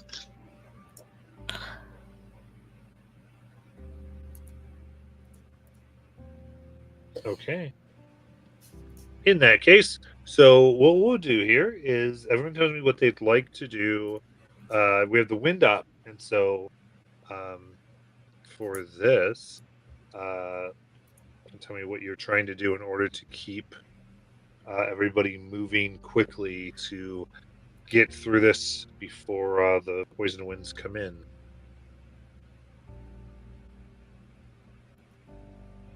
We'll do a skill challenge.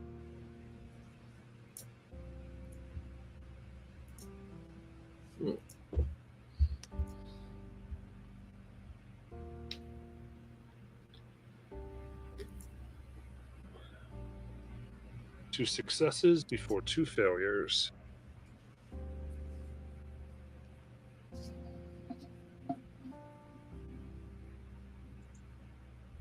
I'll try and see if I could, if I could spot areas of the path that are more suitable and call out footholds and such. Okay. I like that. Give me a perception check. Oh, come on. I'm supposed to be good at this. Not that good. 16. Okay. So that will be a success as you're. Excuse me. As you're able to go, tell them where to go to have the best path, using the wind mightily to keep out the clouds of green gas. What next? Jinx wants to use the information she remembers studying about in the library and the little bit she saw from the vision she had of this place and everything, and try to guide them that using some of that. Okay, give me a history check. That's a 28. Okay.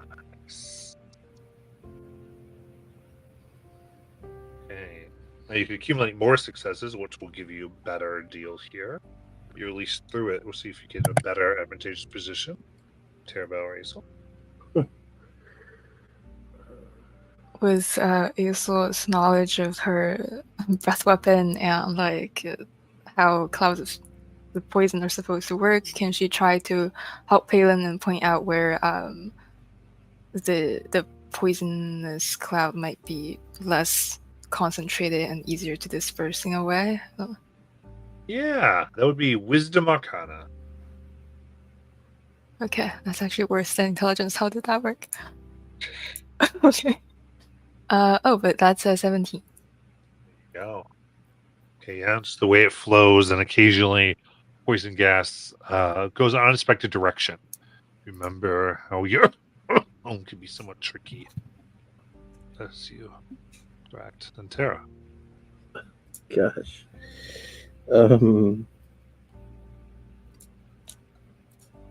Well, Terra has resistance to poisons. I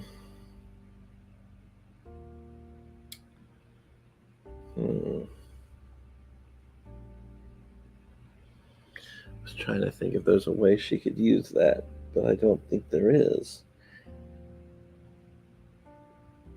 And these are coming from plants or something, right? You don't see where it's coming from. All right.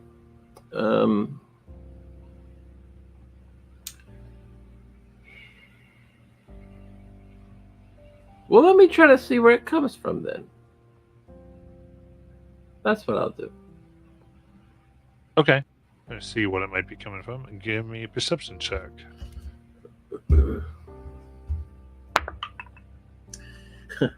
10. Okay, that would be a fail. But you push through with the extra success. You are able to get fully beyond where at least it seems the gas is right now. The way this pass goes, it goes up at enough slope for you to be able to easily climb, but the gas seems to be filling from below. So you've beat the speed at which the gas is filling up the pass. As long as you keep moving, you can Cool. stay ahead of the gas. Just out. So for the endurance part to not have to stop, I do need a group con save.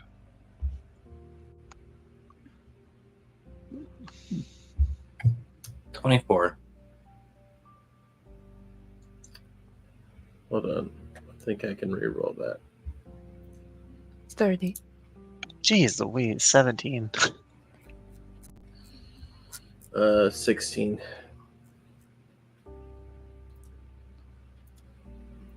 Right then, as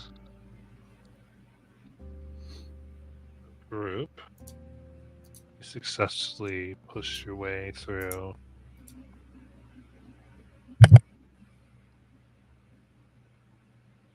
And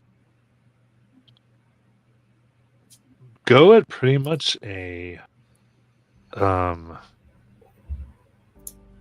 guess you could say you pretty much move at like almost a sprint up. And because of that, are able to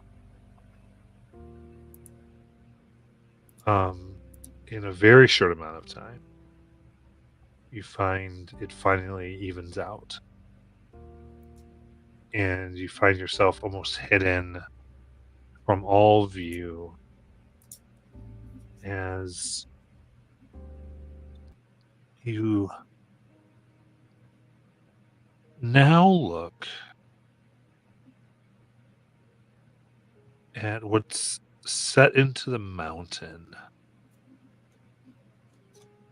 is an enormous one-eyed skull.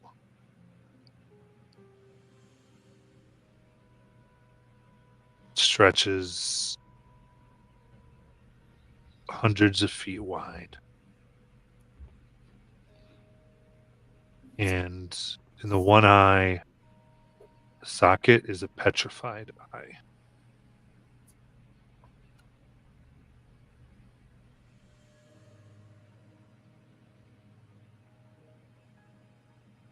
the entrance that you can see seems to be through an open jaw.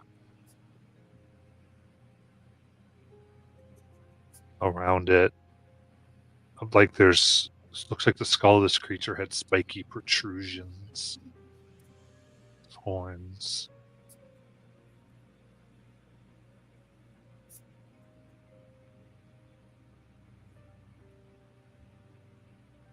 What would you like to do?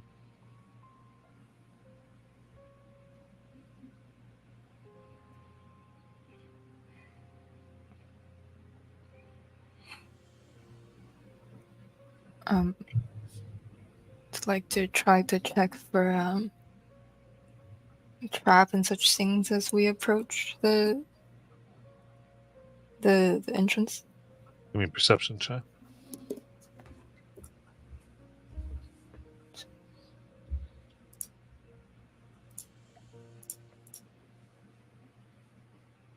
That's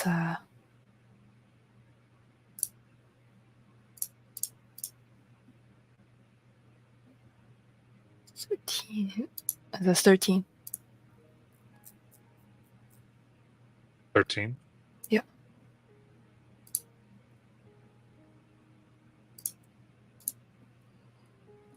Yeah, you don't see any traps or anything that's watching out for you.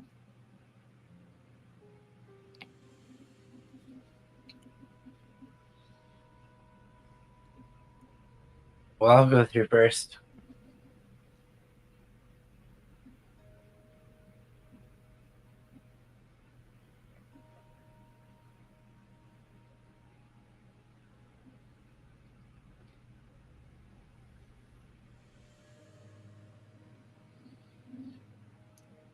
Okay. So you all walk in with Jinx in the lead.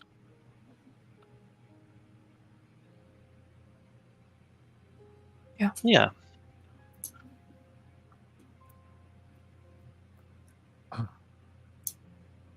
Come into the chamber here. The ceiling's about 45 feet tall. There's no light here. And you see, while sculling outside, the inside of this creature seems to be made up of petrified organs. So you're calling me through its biology of stone.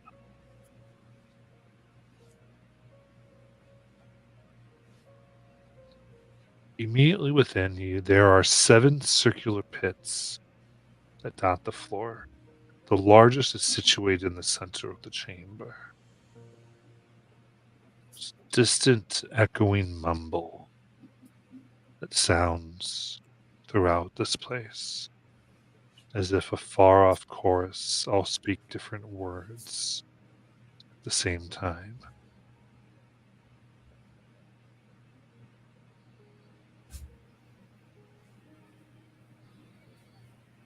Moving carefully, you see floating silently on either side of the large central pit are 2 boneless cephalopod-like creatures.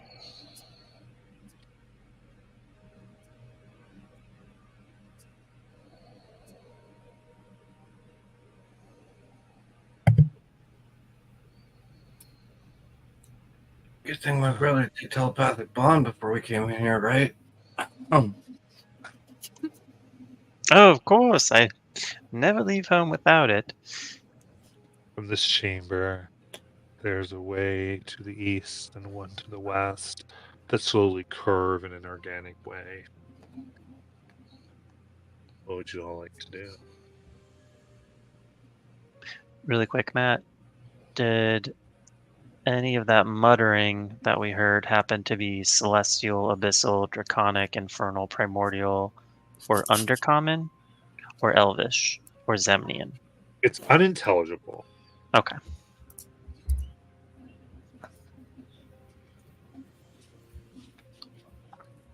So if you Do we had to see- place it, it would be abyssal nonsense.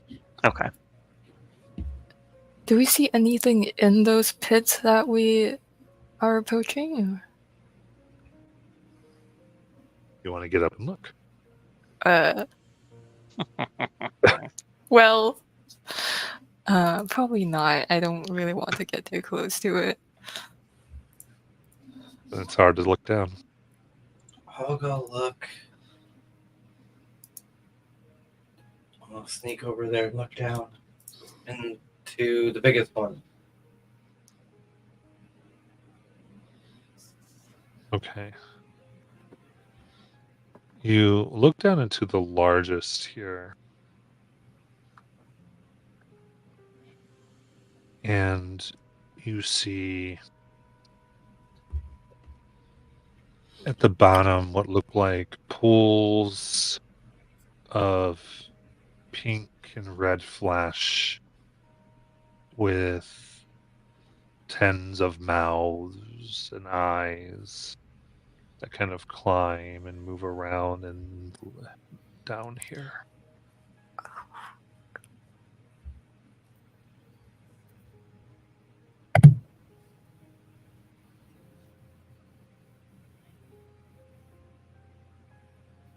If telepathic bond is up, I will let everybody know. If it's not, Jink's jaw just drops open. Yeah, I feel like I would have cast it, but if I need to burn the slot, I will burn the slot. It's worth it to me. It's fine if you wanted to cast it. Okay. It's part of what you guys do all the time. There's this blob thing with pink and mouths and in here. Oh.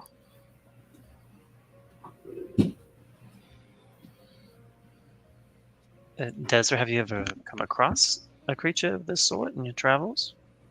Have I ever seen anything like this?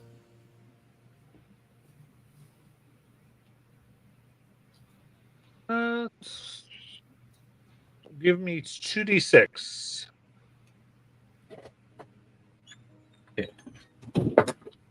3 and a 1. Yeah, you never come across this. Nope. Very fleshy though. Kind of looks.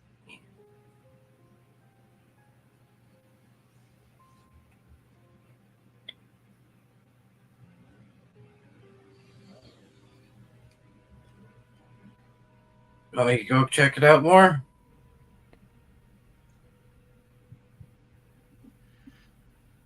Well, if you're not familiar with it, it's quite exotic. Perhaps it's best avoided, no?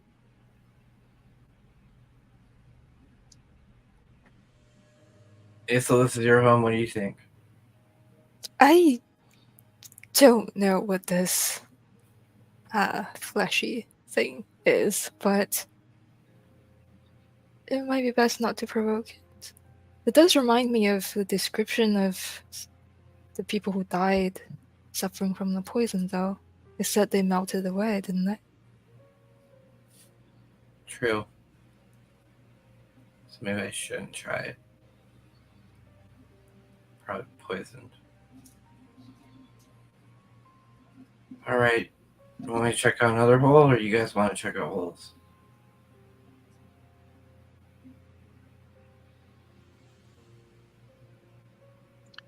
I'll try a hole.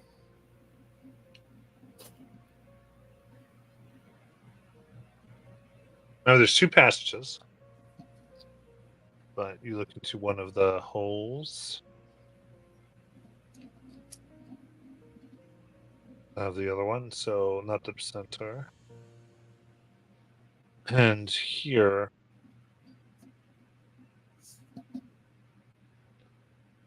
you look down and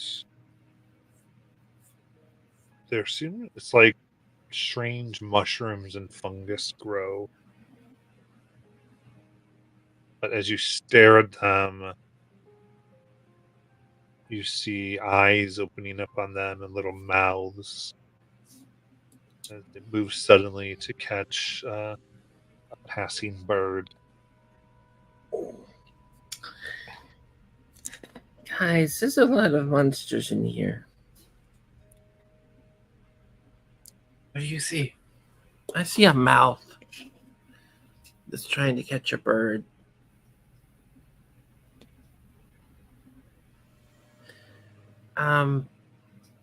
I don't know about this place. Are you sure we're at the right house, Hazel? Well, fits the vibe of your description, so at the very least. All right. Well, I guess if they're not attacking us, we shouldn't attack them. Oh, there's 2 paths I could choose. Basil, if you want to pick one. Do they look different, or are they like identical? One like circles up. Another is like a flat circle around. I guess we should go up, right? If we want to explore more. You know this house better than we do. I don't know this house at all, but just a guess. Well, maybe we can visit your room later.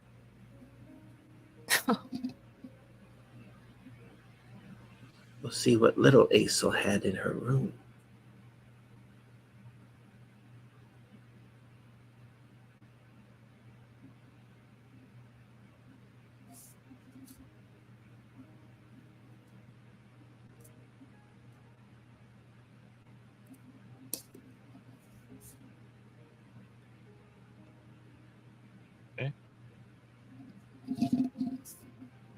You follow the curved ramp. And then Celine, what? Never mind. Oh, I said we were going Yeah. to follow the one that goes up. Right. Okay. Yeah, following the curved ramp up. Anything you want to do as you go up?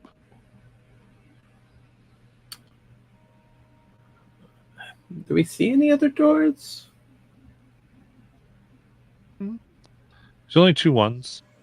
But as you go all the way up, you can see 60 foot high. There's eldritch symbols are carved all over the floor, ceiling, and walls of the chamber. Southwest corner of the chamber is dominated by a dais that rises 15 feet above the floor. A hulking dragon atop the platform stares into a large crystal sphere. The dragon's body is bloated with strange growths, and her wings are covered in hundreds of emerald eyes that blink in waves. We told you you were not welcome.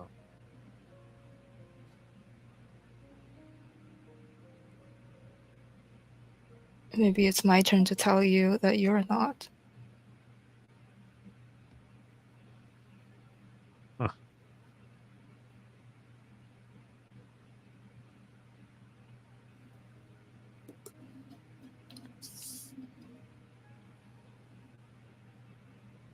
You've come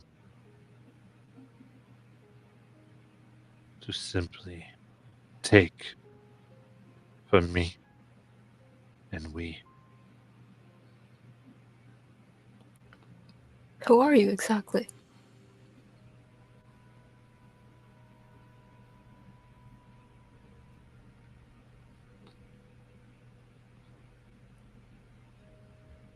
You are the cast-off. The simple sister.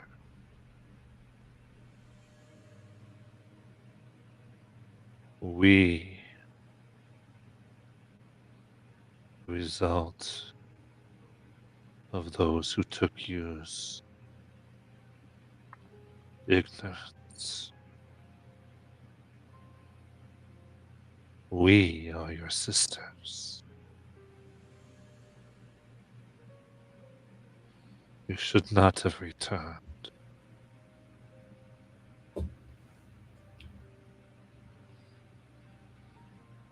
You don't have any say over that.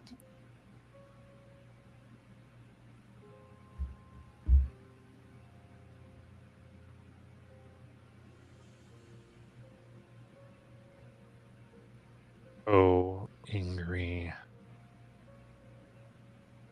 As falling up behind you, the two cephalopod type creatures come into view.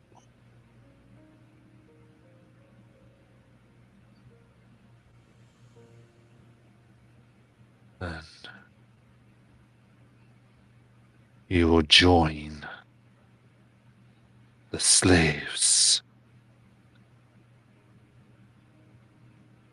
Do not ever mention that word to me.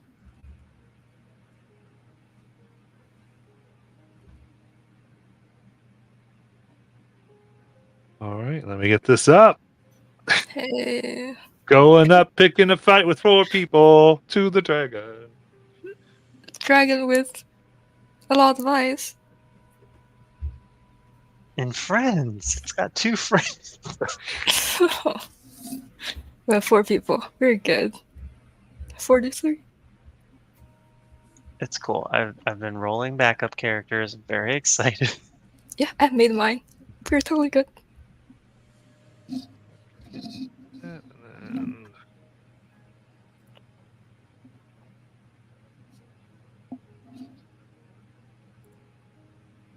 Okay. We're going to get this going. I'll actually give you an option because I think it's the fairest way to do it. We can do 1 round because it's probably what we have time for, or we can end for tonight and you can potentially have friends for the first round. It's up to you all.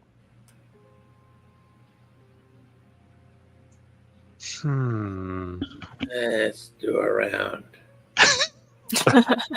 There we go. Cool. There we go. My hands are clean. All right, give me initiative.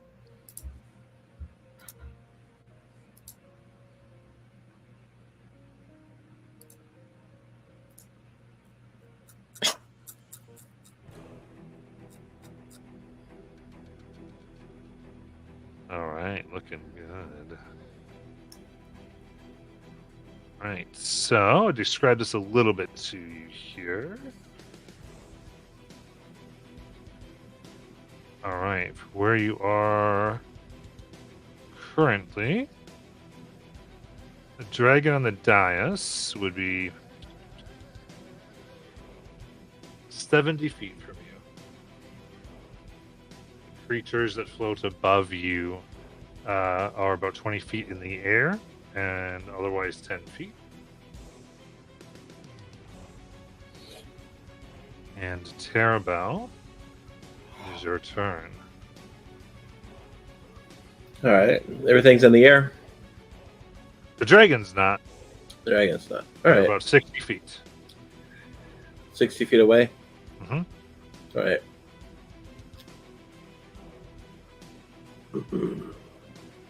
All right. Let's yeah, we'll take a potion. Go ahead and drink a speed potion. All right. And I will move up 50 feet. And use my... Do I still get a bonus action if I action dash? If you use Oh, your wait. action to dash, then you would still have your bonus. You just use your action. Or Or would is I... your bonus action potion? Oh, that's right. Can I hasted action dash then? So your bonus action hasted potion, yeah, so you can hasted action dash. All right. Yeah, so let's hasted action dash to get up to them. And we will attack. Yeah. Okay. And first attack is a 31. Hits. It does 10 bludgeoning. The next attack is a 29. It It hits. does 14 bludgeoning. And the last attack is a 23. It hits. And that does 19 bludgeoning. And that's my turn. Got it.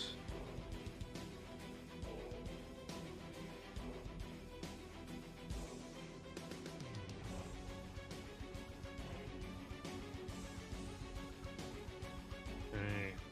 So she sneers as three green crystalline monoliths immediately grow out of the ground. 10-foot radius, 60-foot high cylinder. So it goes from ceiling, floor to ceiling here. Blocking line of sight.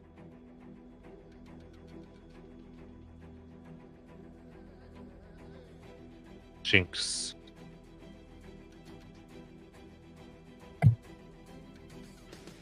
So, like, there's something in front of us now, blocking her off, or You just have to go around it, okay. but it's more right now. It's hard to see through them. I'm going to drop my initiative to after Palin. Okay. Got it. Palin. Palin's going to thump the staff twice, look to his sister, and reach out and cast haste on her. Well, you know what's needed. And then he is going to try and strafe like 20 feet, I don't know, counterclockwise, just to get away from Aesol and his sister. And that'll be his turn. Got it. Aesol. Doesn't Jinx go before? Sorry, yeah, it's because I did it right. Weird. Jinx. Jinx is going to look to her brother as he makes her faster, and she smiles and pulls at her mouth and reveals her hybrid wolf form, and then takes off 100 feet pretty much and gets right up to the dragon and flanks with Terra and goes, I think it's time the deceiver, the real deceiver's daughter, takes her throne. And she just makes her attacks. So Great Weapon Master works a 26 to hit That hits. for 29 magical slashing damage. Second attack, that's going to be a crit because I attuned to my butcher's robe. Yes. That's going to be 35 more damage. And then haste attack is going to be a 28 to hit. Or another. I'm going to reroll one of those. 25, 31 damage. Okay.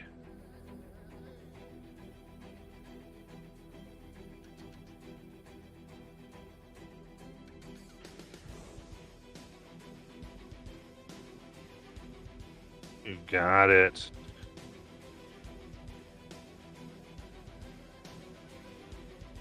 All right, Screams is not happy at all. Aesol. Wait, did Jinx attack the dragon or the minions? Dragon. Okay. I will cast Summon Draconic Spirit at 8th level and give the Draconic Spirit my Insignia of Claws. And I'm going to try to move away from the rest party so we're not in a perfect cone position, you know? Okay. But yeah, we are. But I'm going to end my turn. Draconic Spirit is going to move and take its attacks against the minions. One of the minions. Got it. Going to be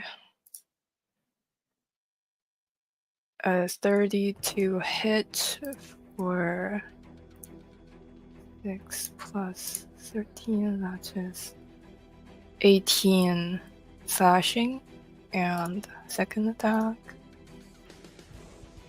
35 to hit for 2 plus 15 slashing, and third attack. Does a 19 hit?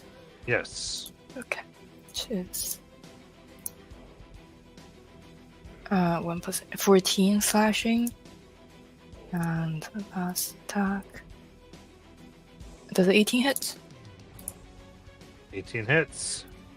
Okay, that is 19 slashing, and it's going to use its breath weapon, hopefully catching both of those minions in its cone.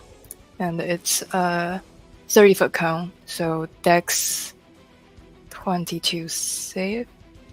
Sorry, Dex 20 save. All right. One succeeds. They take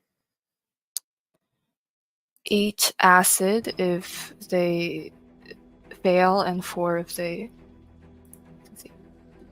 And I'm going to Okay. choose poisonous. No, not poison. Yeah, I will choose poisonous, the damage resistance type.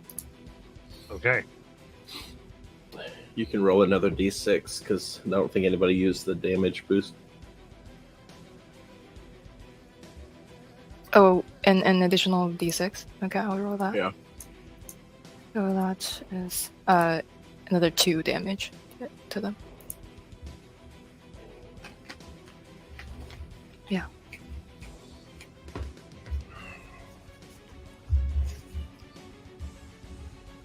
Matt, I forgot to do my premonition ability. Is it too late? Oh, like to actually have your premonitions? Yeah.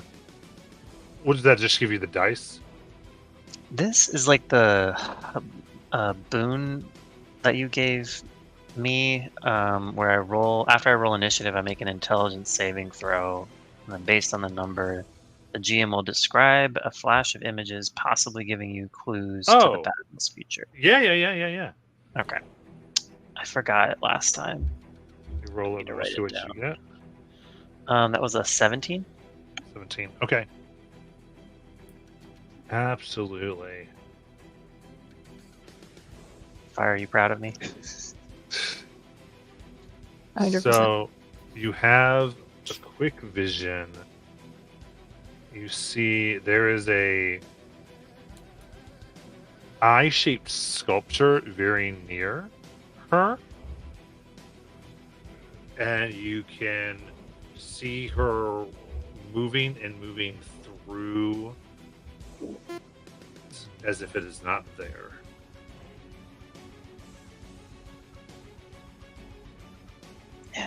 Fascinating. Okay. And you get the sense, like in a flash, she moves, and as if she can move through, there's more to the structure. That she may have plans as other places she may exist. Okay.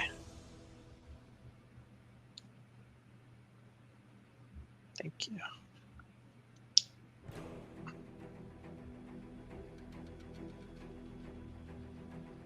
All right. So she'll open up her mouth, and this will fill the room. There's no way not to be in it. It's a 90-foot cone. As this noxious gas comes in, goes die and serve. So this will be a Constitution saving throw. So poison. So do you have advantage? Is that what you have? Yeah. Yeah, it is poison.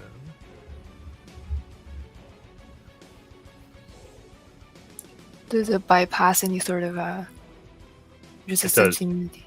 Okay. So immunity is treated as resistance. Okay, great. And it ignores resistance. Okay. 27. 30 for Palin. 24. 15, but I'm going to burn a legendary. Okay. Aelin, it begins to concentrate, and you will take psychic damage, or you can re-roll that die. Ooh. I guess I'll re-roll. That's 23. 23. You still succeed. So, all right, DC was 22. I think y'all passed. So everyone got 22 or higher, right? Yep. All right. That will be 45 half to 22 poison damage. Oof. Yikes. And you say I can't benefit from resistance? Correct. No resistance. Pass my concentration check.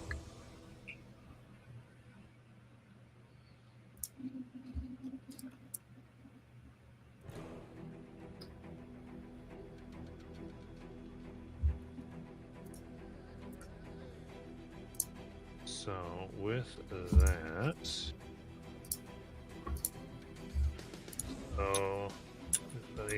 okay. So, and I need everyone to give me an additional con save for taking her poison damage.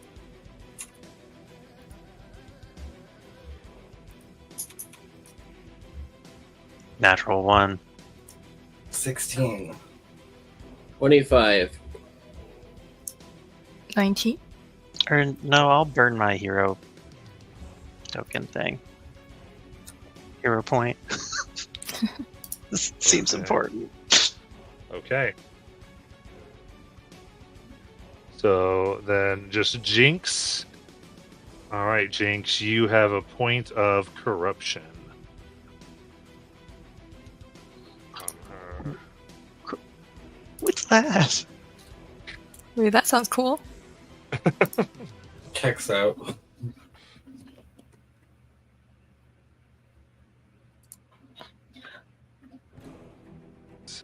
From this, you will rise 60 feet in the air. Doing up, I think, from Terra. Oh, no, Terra, did you have to throw? Or were Throw? you... I couldn't remember if you punched her or you threw something. I punched. Me and Okay, Tara there you both go. next to her. There you go.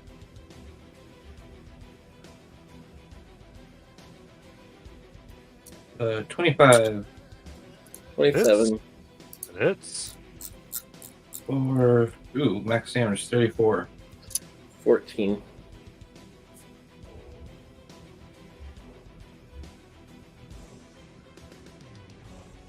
Very good. All right, your punches are landing and hitting. You feel like you're maybe getting through a thick layer of flesh ripping in. I do- Scales. They seem very Mm. healthy. Matt, I am going to brand her when I do that because it's only when I have to hit her. Okay. So now I will always know which direction she is when she moves, and anytime she hurts, deals damage to you or another creature, she will take 8 psychic damage. Okay. That'll work. Cool.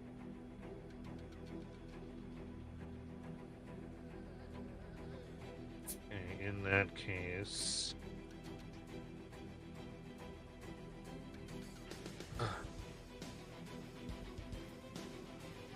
One of the ones that you were going after, these cephalopod-like creatures, begins to vibrate their body intensely. Their mind seems to be focusing on you, Aesel. Okay. And I need an intelligence save. Oh, It's 24. Okay, very good. As this happens, you begin to sort of try to push it out of your mind the best you can, but the green pillars in the room now begin to glow, increasing the power of this ability. So that will be 23 psychic damage. And the next one, focusing on you, you're the one, so we know these things, is going to do the same thing. I need another intelligence save. Oh man.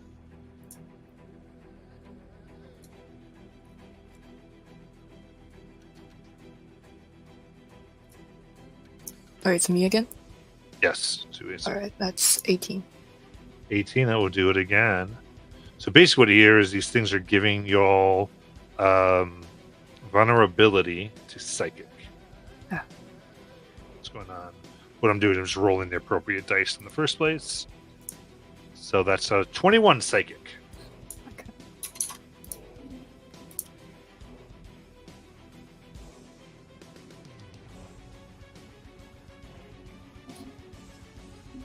Right. With that, we'll come to top of the order and end of the session. So we'll come back to this next week. Let's see what we get into.